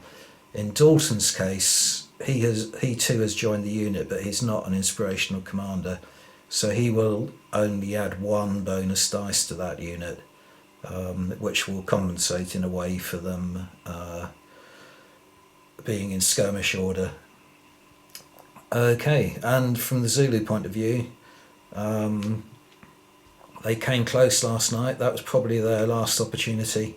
Now that it's daylight again, they'll come within range of the British rifles sooner, but they're going to make one last furious charge on this area, see if they can sweep the British away, and they'll do it in a coordinated way again if possible. So they'll advance up to just outside of range of the British rifles and then go hell for leather across that killing zone, see if they can get in before the British can inflict too much damage on them.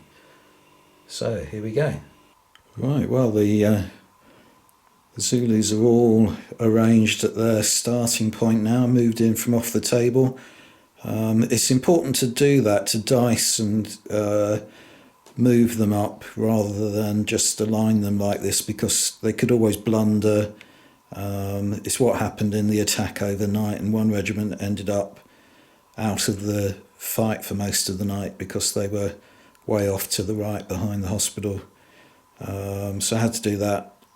And now they're going to rush forward, cross the killing zone into the British defences. I think what I've decided to do is start the flanks off earlier and try and do this horns of the buffalo type technique to kind of envelop the sides first of all, and then bring the head in to attack the main line there. I should have said before as well, the reason I've left this unit in line and the others in skirmish is they have got slight advantage in that they're defending a greater height there. It's 12 inches to get over that, whereas these guys are more likely to be reached by a charge because it's only 6 inches to get over the wall and the biscuit boxes and so on. So they've got less chance of evading a charge if they wanted to get into the redoubt. So this is the Zulus' final opportunity to wipe the defenders out. I mean, it looks like they couldn't fail. There's so many, but you know, there've been 4 attacks now, and they've failed to do it. So last chance. Well, the attack has begun, and the British have been able to open fire. That flank has got away with it so far.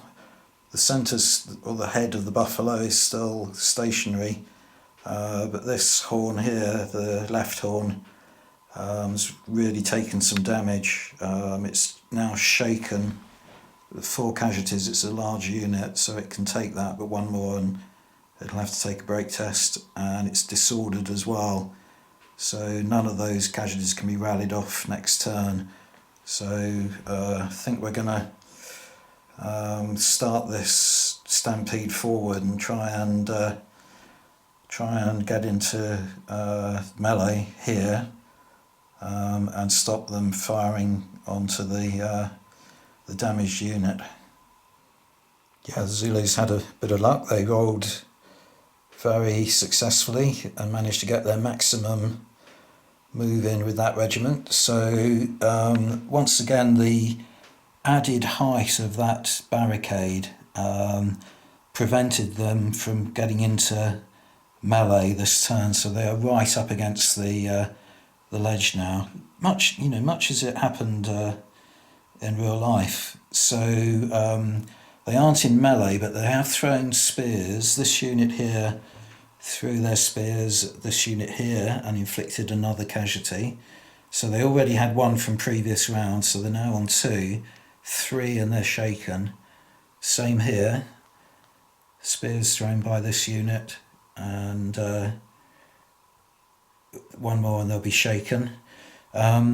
What the British haven't had their turn yet, so that we've yet to see what damage their rifle volley will do into these ranks. But what I'm thinking of in the next Zulu turn is I haven't, although I've joined the unit, the commanders to their units on the British side, I've never tried that with the Zulus.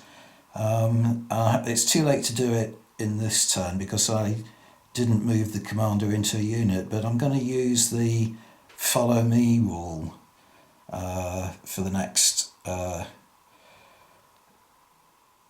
turn, because I only want to move that unit. I want to leave that one there and this one here in place to support the melee. So I'm going to use the follow me order and see how that goes. And in the next turn as well, this disorder marker will have been removed, so that commander will have a chance to rally off some of that damage there. So yeah, I mean, definitely the chipping away at the British strength over the course of the game has certainly made this a little bit more critical now. So the game still could go either way, I feel, at the moment.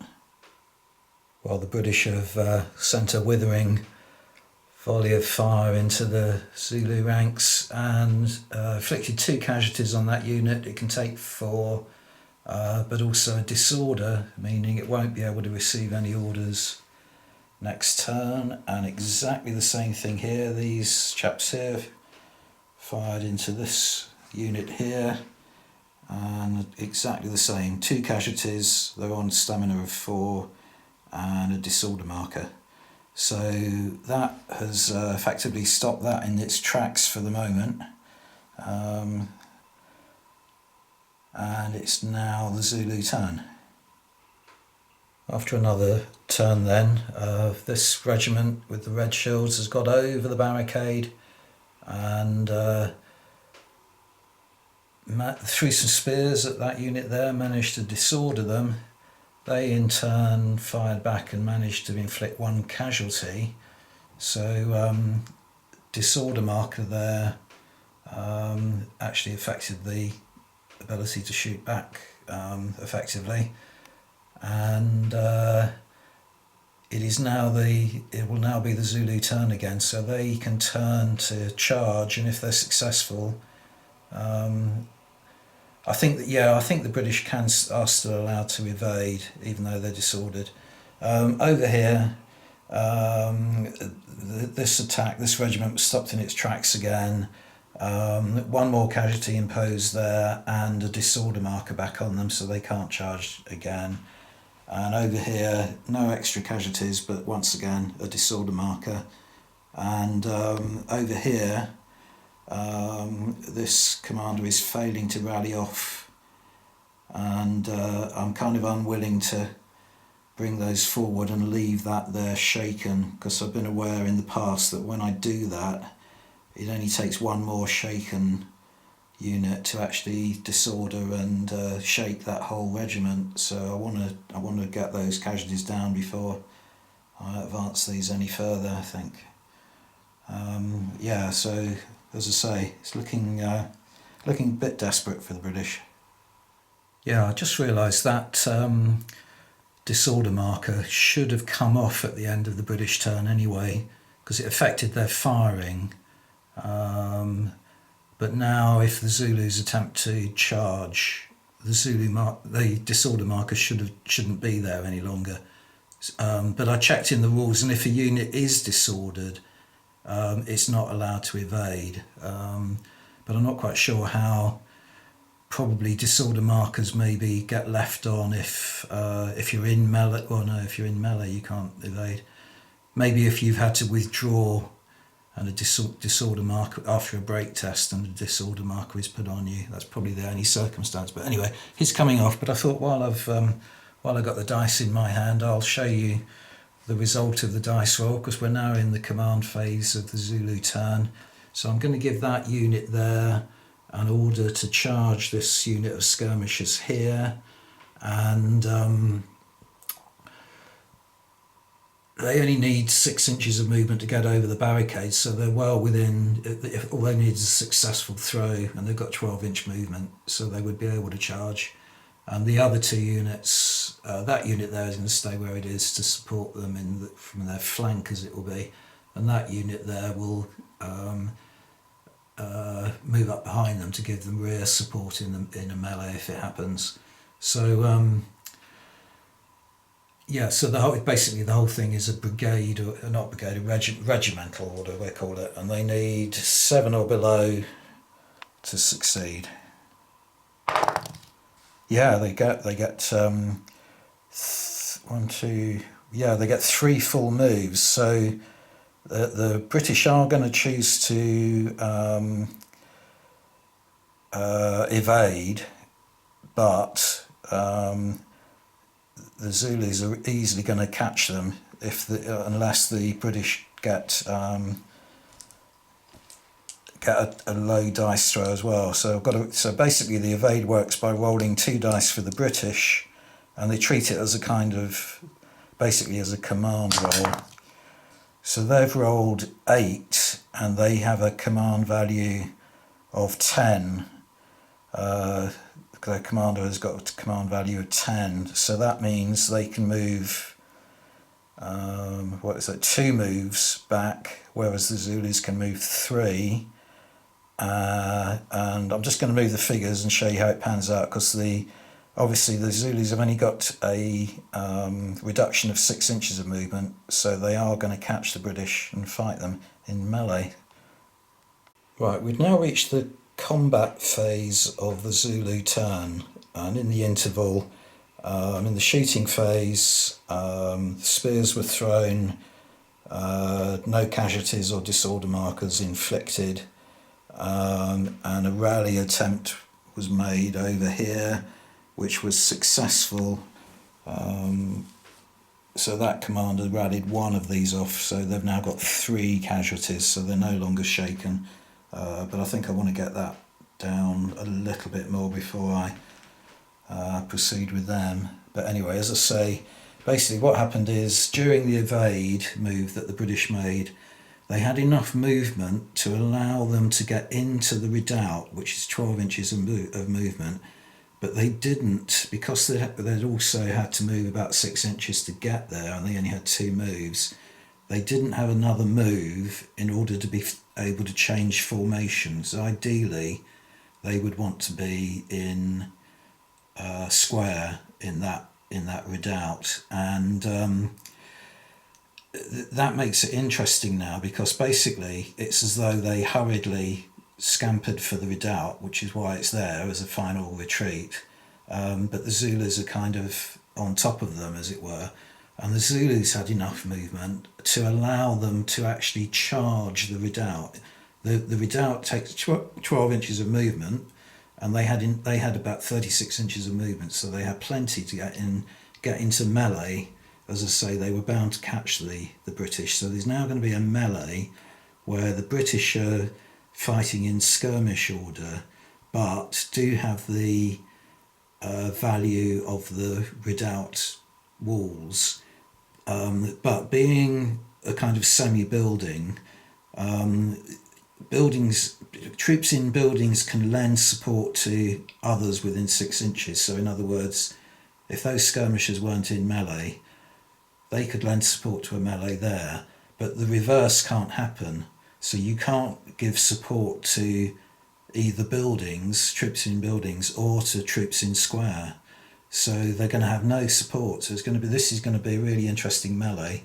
So I'm going to set the camera up and roll the dice on camera to show you how it goes.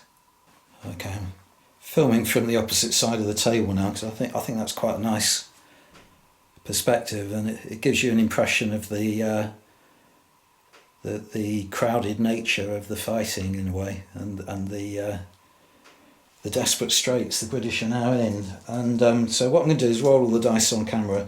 I apologise if I make any mistakes. I'm kind of aware. I've been looking back at the other previous footage and been aware of quite a few mistakes that I've made, and omissions and so on. And it's one of the disadvantages of solo wargaming is that two heads are certainly better than one, just to interpret the rules and to point out if something has been forgotten. And for instance, I've forgotten to re-roll a lot of the British, not a lot, but a couple of times the British saves and so on. And I'll put kind of subtitles in the videos to point out when I've done it, just to show you.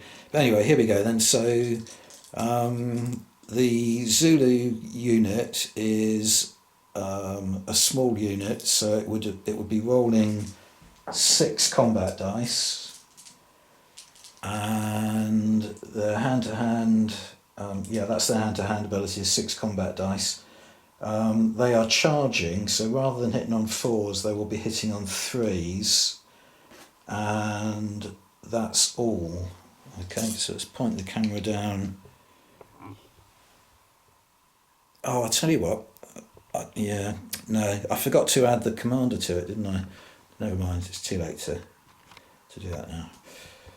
Right, so there's the dice tray. Okay, so 6 dice, hitting on, what did I say, 3s, because they're charging, 4s down to 3s.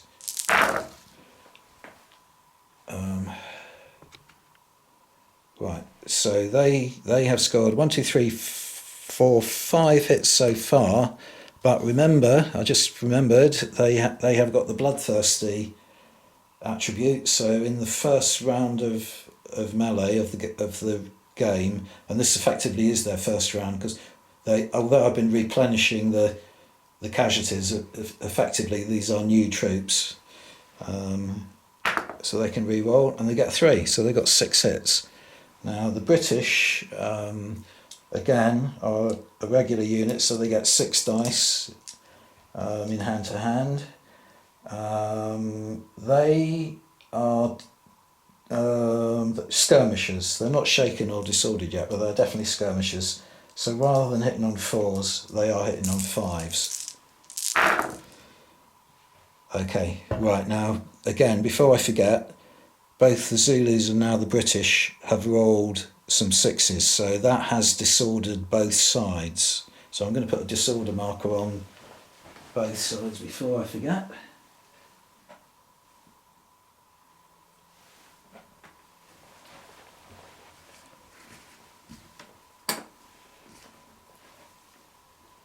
Okay, excuse me for having done that, but as I say, I do get very forgetful. Okay, so these 3 can be removed. So the British have got 3 hits on the Zulus. So the Zulus now have to save those, and they don't have any bonuses or modifiers, so they'll be saving on a 4.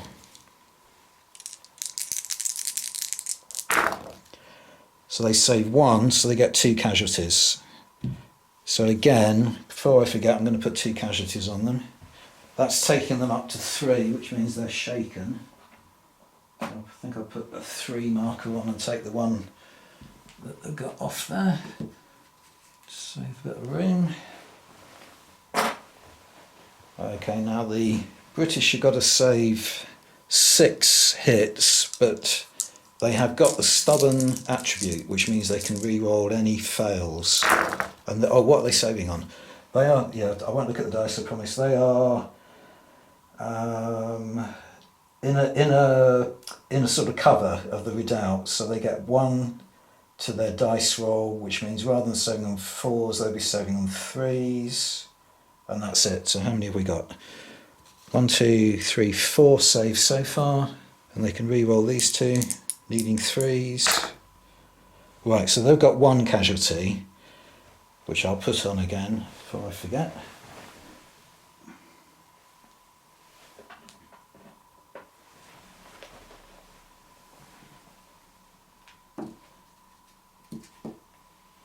And the Zulus have got 2. Now, I suspect the British will win this combat. So let's put the dice here so you can see the calculations. So the British have inflicted more casualties, 2 against 1. The combat result modifiers, give you occupying a building, so effectively they're occupying a redoubt, so they get +1 for that, is how I've been playing it in the rules. So the British final score in combat will be 3. The Zulus have support to the rear, so that would be another 1, so that would give them 2. And I don't think, in all fairness, I can give them flank support because that other unit is too far away. So the Zulus lose the combat, so they have to roll a break test to see how they get on, and they'll be rolling it shaken now. Which doesn't matter. It's only if you're disordered. They are disordered, aren't they? Yeah, they are disordered. Yes, they are. Couldn't see the marker for the scenery in the way. Right, so you take 1 off for the disorder marker. That's not good. So 6 down to 5. In hand to hand, the unit retires 1 full move to its rear without changing formation and becomes disordered if not already. So the British got away with that. I mean, the importance of having that disorder marker on earlier, although it had come off, in their turn it had stopped them receiving a command to retreat back into the redoubt, so they just managed to scramble in there in time. So anyway, I'm going to move that unit back 12 inches and then carry on with the game. Right, there we go then. So I've moved this unit back now 12 inches, so it's back behind this other unit, taking its disorder marker with it. But what I was going to say now is that the way I've been interpreting this rule is it's now the end of the Zulu turn, and at the end of the turn you remove all disorder markers from units that aren't engaged in melee. So I have been playing this that I take that disorder marker off, as well as all the others that are on the other units further up the table. I'm pretty sure that makes, that's the way the rule should be played. Because if you leave that on into the British turn and then into the following Zulu turn, it can end up that you forget which ones that you're supposed to be taking off when, and so on, and it makes it very complicated.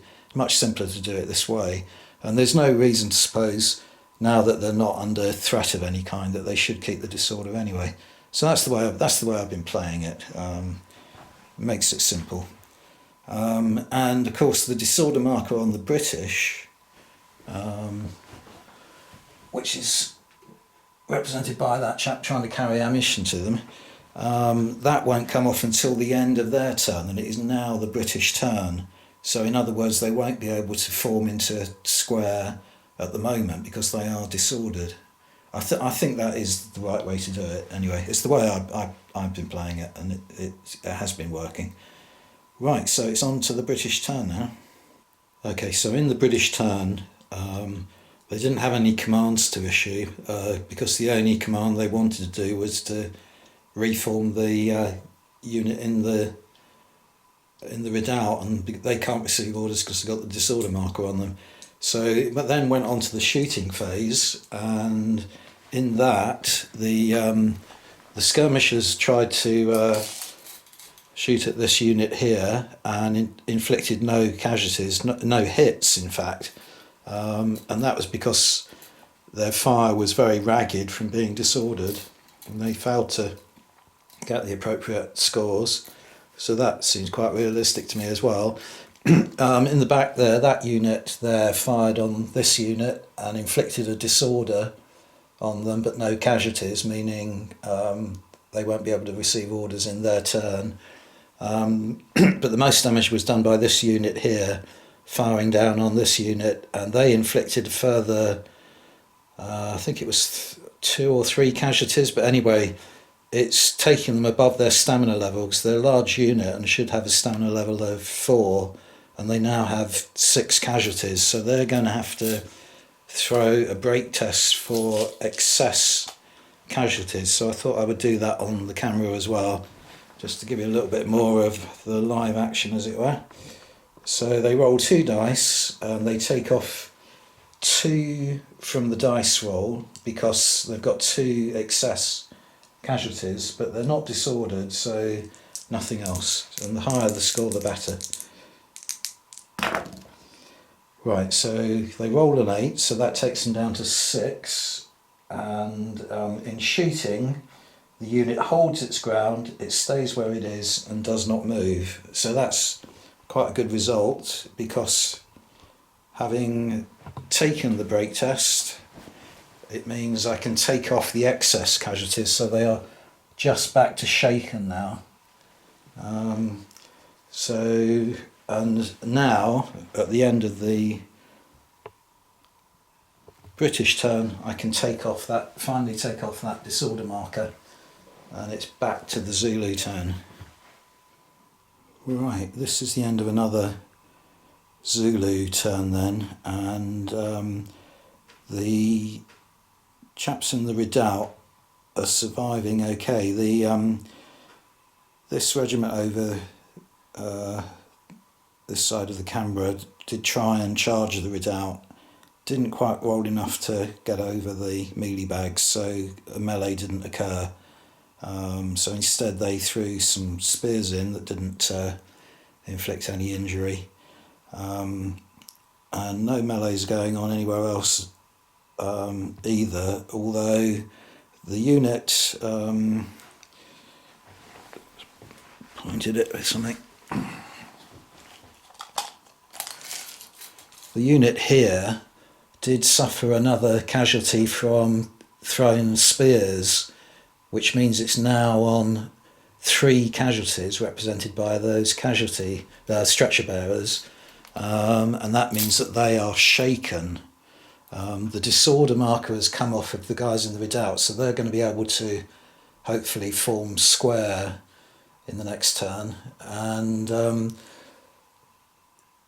I think, yeah, there was no injuries on those ones, so they're as they were before. So it's touch and go. There's one unit of Zulus there that are shaken, but other than that, everything that was shaken has been rallied down.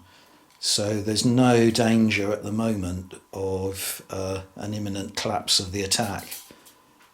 So this could end in a Zulu victory. We'll wait and see.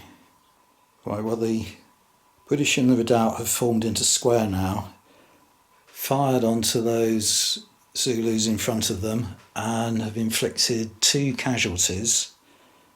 You can just see them off to the right there.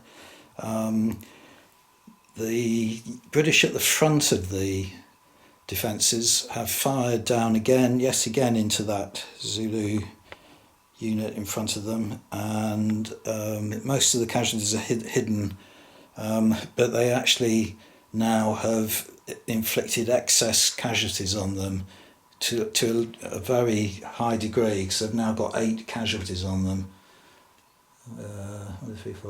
8 casualties, which means they've got to deduct 4 from a break test in a moment, and they're disordered. And up the far end, the unit next to them have also taken an excess casualty, but only by 1.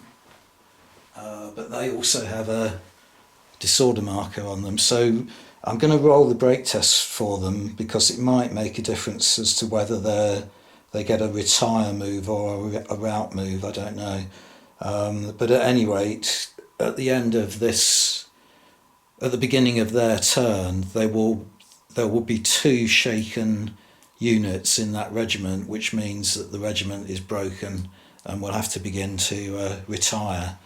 So, it's still in the balance, because the British have now repulsed 1 regiment, so they've only got to do the same thing to 1 other, and they will win the game. But it's still looking pretty desperate, because there's 2 relatively fresh regiments plus the one that's now fighting right in the centre of the compound.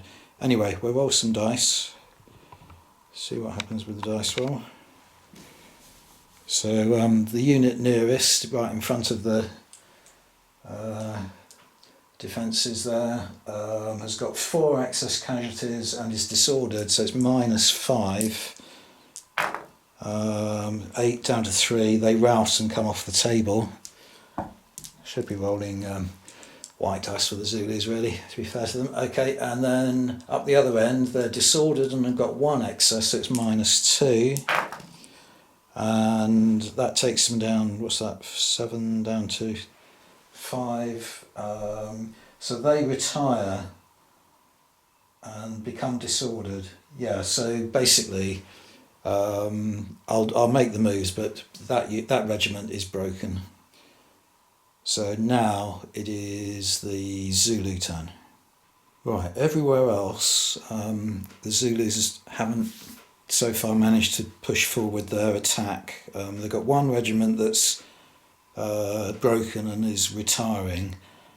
2 regiments which have failed their orders, so haven't advanced any further.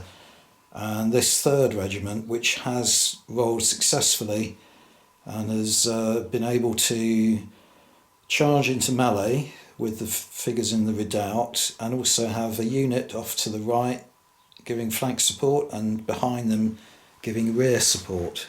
So there's now going to be a melee. This is the combat phase. So I thought I'd roll the dice in front of the camera for this one. So before the melee begins, the British are able to opt to give closing fire. Now they're in a square formation, so they only have 2 dice from any one face, so they can only roll 2 dice. I will show you the dice tray again. So it's close range, so they're hitting on 3s. 2 6s, so that means they've inflicted a disorder, if nothing else. So we'll put that marker on to remind me. And the Zulus save on 4s. They save 1, so they get another casualty, which means they are now shaken because they already had 2 casualties.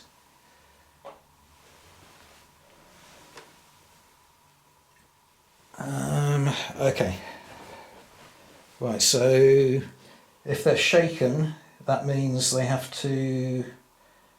I don't think they can go on with the charge. I'm just going to check the rules on that.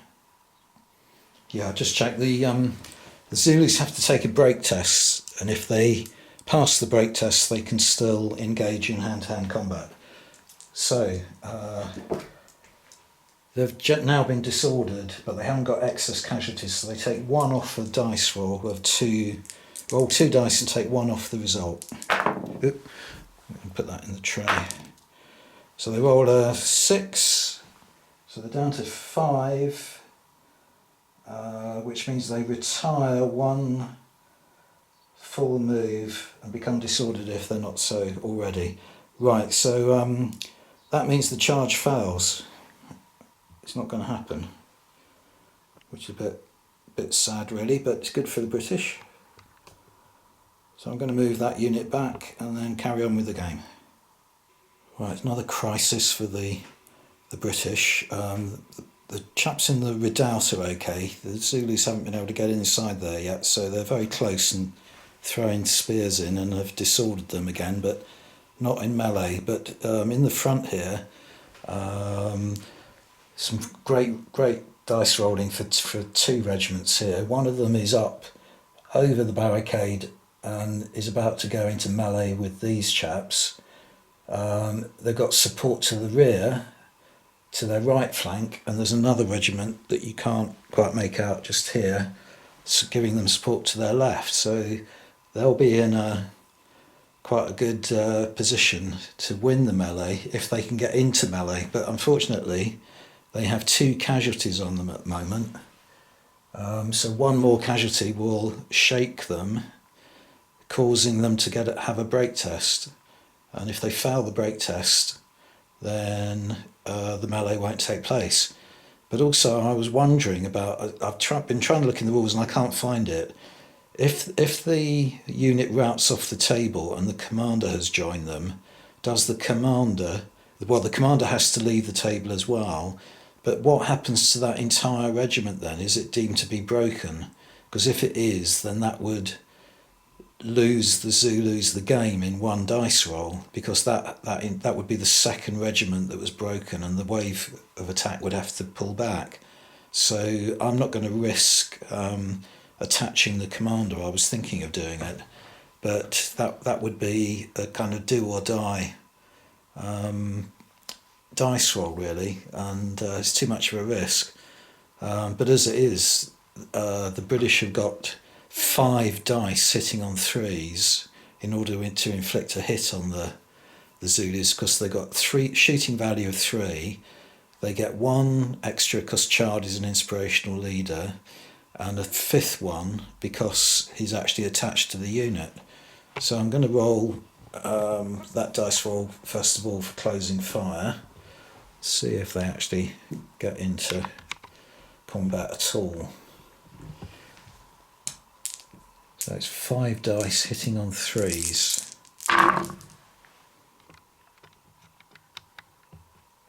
What we got? 4 hits and a disorder. Just going to put the disorder on before I carry on. Okay, I've done that. So the Zulus have got to save 4 hits, and they're saving on 4s. Well, they save 3 of them, so they get 1 additional casualty. That means they are shaken though, so they're going to have to roll for a break test. Okay, so they roll 2 dice, and they haven't got excess casualties because they're on 3 and they've got stamina of 3, but they have got a disorder, so it's -1 off of this dice roll. Higher the better. That's going to be alright. So it's 8 minus 1 is 7.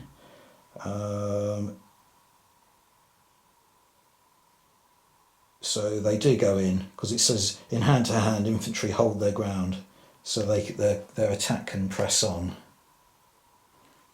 Right, so we'll do the Zulu roll first of all then. So they have got a hand-to-hand of 6 dice. They're charging, so rather than hitting on 4, they're hitting on 3s, but they've now been disordered, so they're back to hitting on 4s.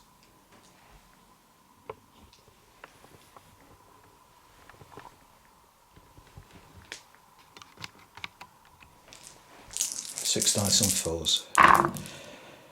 Right, they've disordered the British, and they've got 6 hits. So again, I'm going to put a disorder marker on the British before I forget. That dice roll actually is another example of where if they'd failed any of those, they could have re-rolled them because they've got the bloodthirsty attribute, but they don't need to, but it has spent their bloodthirsty attribute. So at the moment, the British have got to save those, so we might as well do that now. So they'd normally save on 4s, but they're behind a barricade, meaning they'll save on 3s, and that's it. Yeah, so 6 trying to save on 3s. So they say 1, 2, 3. So they've got 3. The Zulus have inflicted 3 casualties on the British. Right, now the British would normally roll 6 dice in hand-to-hand, but they've got Chard attached to them, and he is an inspirational leader, so they've got 8 dice. They are hitting on 4s because they're not yet disordered. The fighting is simultaneous, so they haven't received that disorder marker yet, even though I put it on there to remind me.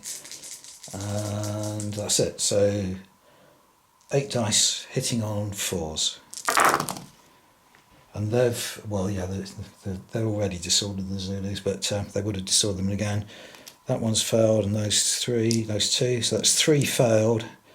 So there's 5 saves to be made by the Zulus. I think they're saving on a straightforward 4. Yeah, saving on 4s. Oh, not bad. They've saved 3 of them.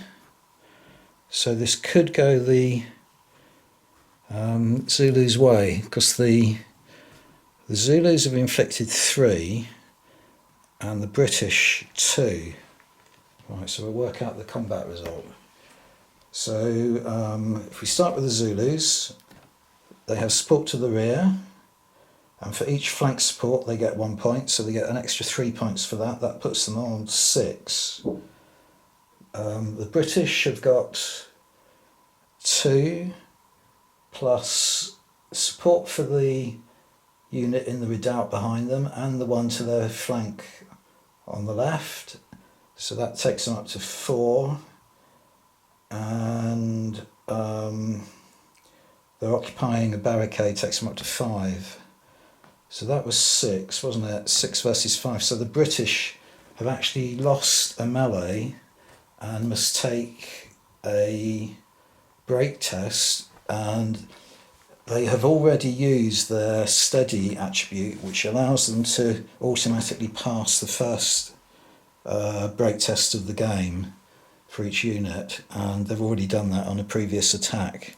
So they must now take a break test. So this is the first break test that any of the British units have actually taken. So here we go. Now we know they're disordered. Let's put that there to remind me to put casualties on it. So they're disordered, so they subtract 1 for that. And they've taken 3 casualties and they're already on 1. So that means they're 1 in excess of their stamina. So they're taking 2 off this dice roll. Higher the better, and it's terrible. They break and are deemed destroyed and removed from the table, and that means charred goes as well. So let's, I'll move the figures around and let's see what effect that has on the tabletop. Actually, before I do that, before I take any figures off the table, I have to do a break test for the 2 units that lent their support in that melee. So this unit is going to be removed from the table and Chard is going with them, so Chard is now dead. This unit here and the unit in the redoubt both gave added points in the combat to this unit, so they were supporting, so they need to roll for break tests as well. So I'm going to do this one here first of all, and this one is disordered. They're both disordered actually, and that one has 2 casualties, that one only has 1, so they don't have any excess casualties. So let's see how that goes. So we'll start with the unit that's not in the redoubt, so the one that's up against the biscuit boxes. Okay, so they roll 2 dice, they subtract 1 for being disordered, but nothing else. And they're terrible as well, so they break and are deemed destroyed and flee from the table. So we're down to the last unit holding out in the redoubt. This does look like it's going to be a Zulu victory, doesn't it?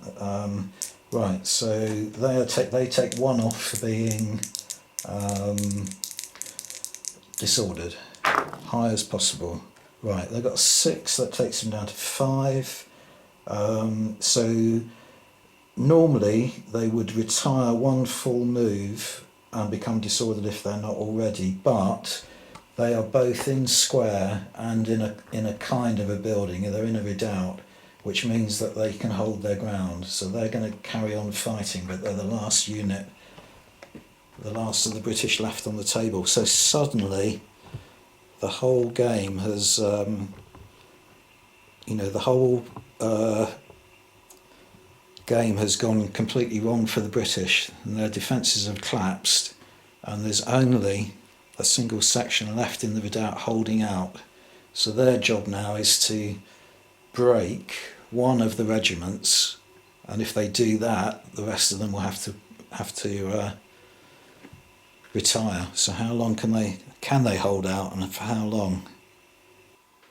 Okay, now the Zulus have just occupied the position held by the unit that they defeated and routed. So it's now the British turn. I forgot to point out when I was removing the figures and doing those break tests as well that Bromhead was actually attached to that second unit that came off, so he is dead as well now. But anyway, the thing that's often puzzled me about the old black powder rules as well as this new one, so they don't seem to have resolved it in this, is that this unit won the melee, but it had taken sufficient casualties to go over its stamina level. It's now got 5 casualties, and it's only got a stamina of 3. So are you supposed at the end of a victorious melee to remove those? Is it as though you took a break test and passed it, or do you take them around do you leave them on until you're able to rally them off? I'm never quite sure what to do about this, and in this circumstance, I think it's particularly unfair on the British to actually remove them at this point, because it would mean that the unit is automatically refreshed as it sort of charges on again in its next turn. Not that it could, but you know what I mean. It would mean that it's been strengthened again in its attack on the last of those. So what I'm going to do is leave them on, and it's now the British turn. So if they can fire at that unit and get another casualty, it would provoke the Zulu player into having to take a break test because they've got excess casualties from firing. So I think I'm going to do it that way. And also they're in square, so they're going to fire they're also going to fire at that unit in the background there, which isn't in melee with them, it's just at close range. So normally they would get 3 firing dice. They get an extra one because the only surviving commander, Dalton, is attached to them. He's not an inspirational commander, so he won't give them a bonus dice that way. And they're allowed to fire 2 dice maximum from each facing. So I'm going to fire 2 at one unit and 2 at the other. So let's do it in this little corral here. Okay, so first of all, 2 dice hitting on 3s because it's close range, but back to 4 because they're disordered at the moment. And we're going to do it at that unit that's just won the melee first of all. So 2 dice needing 4s to hit. If you can see that, but 1 is a 6 and 1 is a 2. So they disorder the Zulus again. Just going to get a marker to put on the unit. Okay, so the Zulus have to save 1, and they're saving on 4, and they roll a 6, so they get away with that. So so what do I do now? You see, this is the conundrum. I think to give them the benefit of the doubt now. I don't think they need to take a break test at this point because they haven't received any more casualties, even though they are in excess of their stamina. I'm making this up as I go along now, but it's not covered. It never has been in the rules. I've asked a lot of black powder players, and they all seem to interpret this differently. So I'm never quite sure. Anyway, another 2 firing dice firing at the other unit now. And again, they're hitting on 4s. It's close range, but they're disordered. And they get a 5 and a 2. So 1 hit, and the Zulus need to save it on a 4, which they fail to do. So the Zulus there will have an additional casualty. They've already got 1. Right, well, although it doesn't look as though much has changed, this group up here has moved a bit further forward, but here it's several turns later, and the square is holding out in the redoubt. No one's actually been able to charge the redoubt. None of the Zulu units so far. This unit here that was in excess of its casualties anyway, up to this point hasn't been obliged to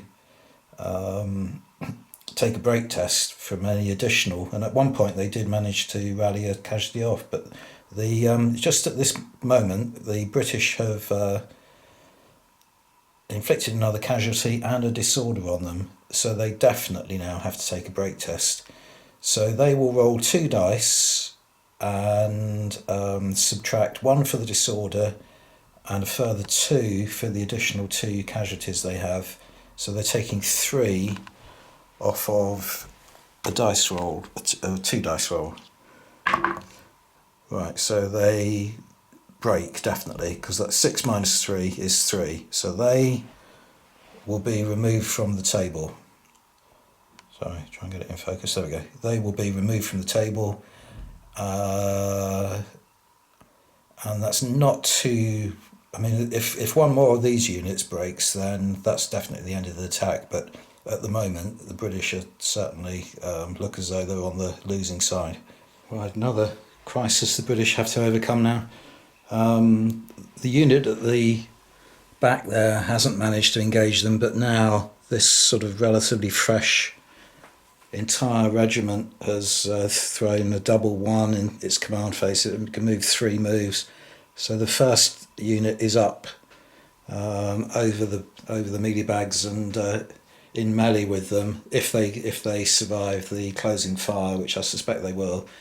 And then there's a unit behind in support and another unit from another regiment to the flank in support.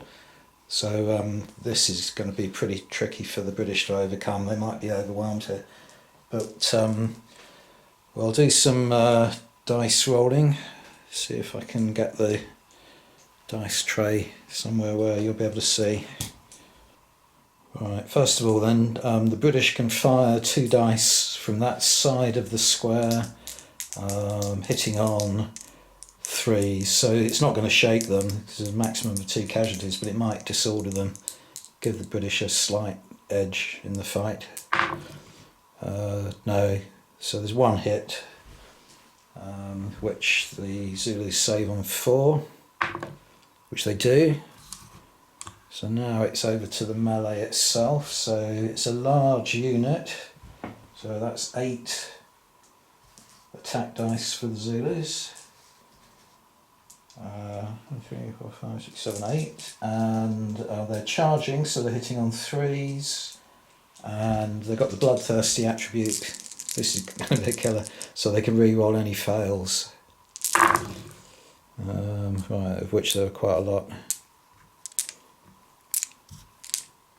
So at the moment they've only got 2 hits, so any more over 3. Yeah, all but 1, so they've got 7 hits. And a disorder as well. Again, I'm just going to put the disorder on before I forget. It's the sort of thing I forget. Okay, now the British would normally have 6 dice, but Dalton is with them, so he adds another dice, and they would be hitting on straightforward 4s, because at the moment it's simultaneous striking, so the disorder marker technically isn't there. So 7 dice hitting on 4s. And there is a disorder there, 2 6s. So they get 3 hits. So again, just going to put a marker on before I forget. Okay, now the Zulus have to save these 3 hits. And they are saving on a straightforward 4. So they get 1 casualty. They save 2 of them.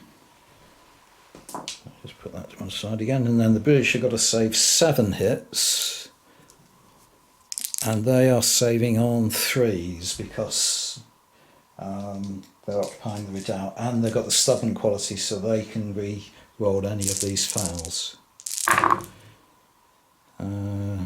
Wow, saved all but 1, and they can re-roll that. Yeah, they've saved them all, right. So they might get away with this, they might actually win the combat. So they've got 1 hit.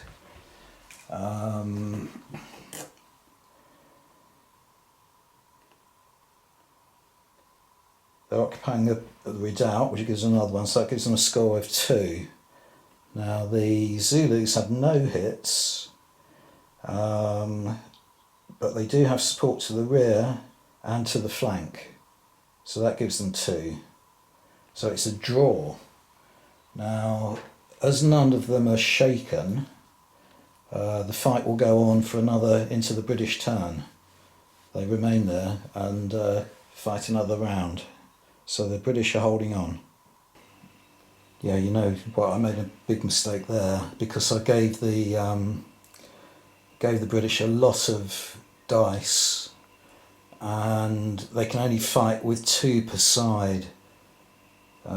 So I think I'm going to retrace my steps and rerun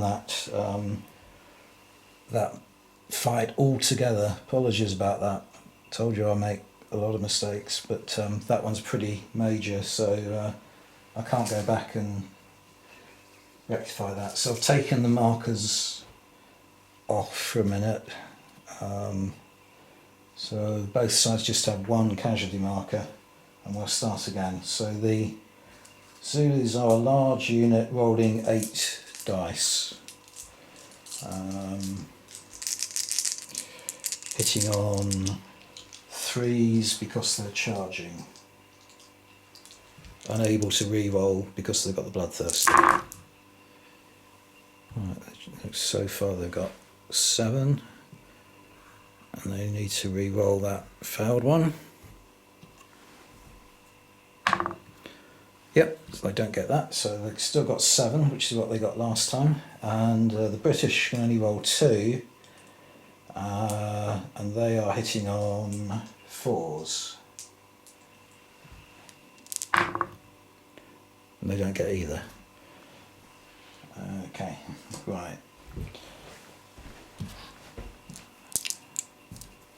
So the British have got to save these 7 hits, and they are saving on 3s because they're occupying a redoubt, and they can re-roll any fails. Those are saved, and they've got 3 fails that they can re-roll. They saved them all. Right, now that has made a difference because neither side got any casualties, but neither did they get any disorders and so on. And you now work out the results of the combat. So the British start with 0, and they get a 1 for occupying the redoubt, so they are on 1 point. The Zulus, however, start with 0, but they get 1 for a rear support and a further 1 for the flank support, so they win the melee on a 2 to 1. Now that means the British have to take a break test because they've already used up their steady attribute and passed 1 automatically earlier in the game. So they are rolling 2 dice, and that's all. It's unmodified. There's no disorder now, there's no excess casualties, so it's 2 dice as high as possible. 6. So in hand-to-hand combat, normally the unit would retire, but they're in square so they can stand and fight another round. So it's more or less the same result, only with less markers on the units. So sorry about that, but the game does still continue with the British holding out. So this is the British turn now, and the other side of the square has fired into those Zulus and inflicted 1 more casualty. But over this side there's still a melee going on, which they have to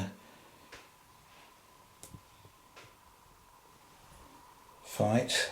So we'll show you the dice tray again and roll the dice again. So the British, I remember this time, were rolling 2 dice maximum, and they didn't win the last round of combat because it was drawn, and they're not shaken or disordered, so it's straightforward 2 dice hitting on 4s. 2 hits. Now the Zulus have got 8, 6, 7, 8 dice because they're a large unit, and again they didn't win the last round either. They're not shaken or disordered. but they're no longer charging, so they hit on fours as well. Yeah. So 8 dice hitting on 4s. And this time they can't re-roll their fails because it's no longer the first round of combat. So they've failed quite a lot. They've actually got 2 hits as well. But they have put a disorder on the British. So again, I'm going to put that on now. Okay, now the British will try and save, and they're saving on 3s because they're defending a redoubt. They save both of them. The Zulus are saving on 4s. They save one of them. So the Zulus have got one more casualty. And we work out the results of this combat. So the British have got 1 point for the casualty. And 1 point for occupying the redoubt. So they're on 2. The Zulus have got 0 points because they inflicted no casualties, but they get 1 support to the rear and 1 support to the flank. So they as well are on 2. So it's another draw, and the melee will go on. Neither side is shaken, so the melee will go on into the next round. But this time the British will be fighting it disordered because you can't take that disorder marker off whilst there's a melee going on. Okay, so we're now into the combat phase of the Zulu turn, and in the command phase, one of the Zulu commanders successfully ordered up another unit. So this unit that's fighting the melee has now got the maximum possible support. It's got 1 on each flank and 1 behind, and worse news for the British was on the other side of the square, the spear throwers inflicted another casualty on them, despite their re-roll to try and save the hit from their stubborn quality. So they are now on 2 casualties. 3 will make them shaken, and still got their disorder because they can't get rid of that whilst they're in melee. So it's pretty desperate. They're clinging on by the skin of their teeth, but it looks like they're going to be overwhelmed. So we're now on to the dice rolling for this melee. So I'll take you back to the dice tray and roll some more dice. So start with the Zulus. They're rolling 8 dice. And no one's winning the melee. It's each time it's drawn, so there's no modifiers. They're not shaken. So there's 8 dice sitting on a straightforward 4.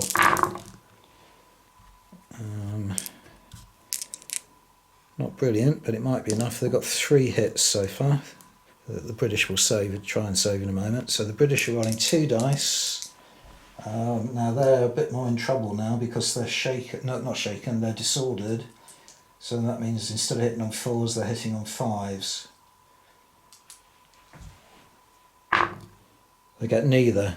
So at the moment, all the British have got to do next is save these, and they're saving on 3s for being behind the mealie bags.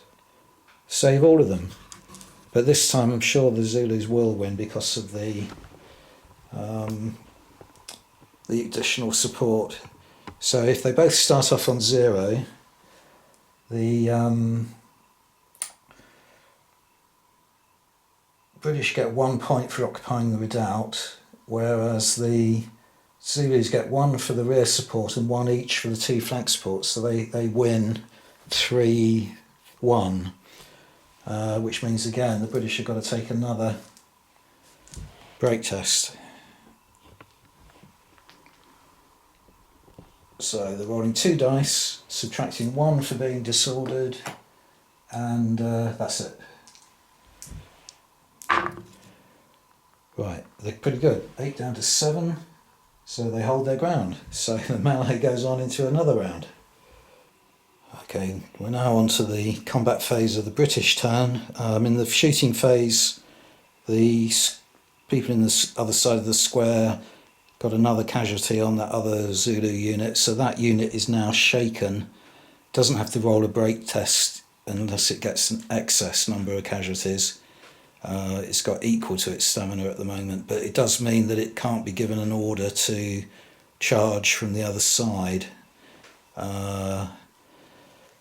because it can't advance towards the enemy with a shaken marker on it, so that will have to be rallied off. But anyway, let's roll another round of dice for this side's combat in melee.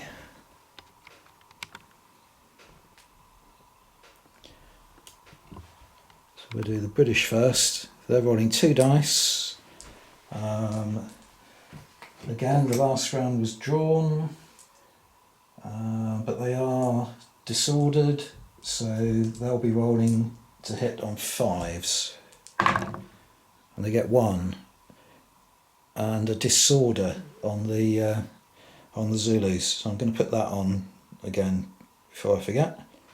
Okay, now the Zulus roll as if they're not disordered at the moment because the fighting is simultaneous. So they roll 8 dice. And there's no modifiers, so it's straightforward 8 dice hitting on 4s. 1, 2, 3, 4, 6 failures. That's where that bloodthirsty is very useful in the first round, but they can't roll it after the first round of combat. Right, so the British have got to... Oh yeah, they're disordered already. So the British are saving on 3s because they're occupying the redoubt, and they save both of them. The Zulus, this looks like it's turning to another draw. Zulus save on 4, and they save it. Ah, no, so it's going to be a win for the Zulus. So, just like last time, no casualties inflicted, but some disorders have been, haven't they? But that doesn't count in a, yes, it does, counts in a break test. Okay, so if it's a draw, work out the combat results. Hang on, we haven't worked out. It's not a draw, is it? Right. So no casualties for either side. So the British get 1 point for occupying the building and nothing else. The Zulus get 1 point for each side support, flank support, and one for the rear. So that's 3, 1, and nothing else. So the Zulus win. The British have to roll a break test. So if they do really badly in rout, then that's where they're overwhelmed and they come off the table. So they've got -1 for being disordered and got to get as high as possible. Terrible, they're off the table. So that is the end. 3 is rout off the table. So Zulus pile in and annihilate the rest of the garrison. So end of the game with a Zulu victory, but that was quite a narrow victory. It wouldn't have taken much more fighting to get another shaken result on another regiment. Really close call, that, and really enjoyable game. Should have a few reflections on it now, but can't think of many other than that. I really do like Black Powder as for gaming colonial conflicts, because it does give the native side a chance to win, as we've just seen. In this scenario, I really thought the British might have been overpowered. I was a bit worried that I'd given the defences too high a penalty to cross over, but that seemed to work out in the end. And the qualities that I got from the supplement, like study and stubborn, seemed to work a lot more in the British favour than the quality that the Zulus were given of bloodthirsty. And they really did cling on. Really, it was literally a stubborn resistance. I mean, this is the 5th wave. So the Zulus had to keep trying, and it didn't look like they had a chance for the first 3 waves. In terms of playing it as a game, I think it takes a long time. It took me even longer because I was waiting for hours of darkness in order to film the night attack more realistically, more cinematically in the dark. But it's still probably taken me 2 to 2.5 days of fairly kind of constant gaming. So if you were thinking of doing it at a club or a temporary kind of table setup or something like that, you'd probably have to play 5 separate games and then just keep a score of what the damage to the British was, because the Zulu side is effectively replenishing each time, but you need to keep a track of the casualties on the British, so that they don't remove that the one casualty. They always have to save one casualty, can't rally it off. And also, if they've used their steady attribute to automatically pass break tests, so you'd have to remember which units have done that each time, and obviously whether the hospital has been destroyed or not. You'd have to remember that, because if you're gonna pack the buildings away as well. So I think there's 5 separate games. It would make quite a good kind of campaign game, in a way, campaign system. Seeing how you go from each, 1 week to the next, if you're playing it at a club or something, when you get the opportunity to go back. Yeah, but it was a good way to spend a few days of the lockdown. Really kind of been engrossed in it and enjoyed it, and I hope you have too. Thanks very much for watching, everyone. Bye for now.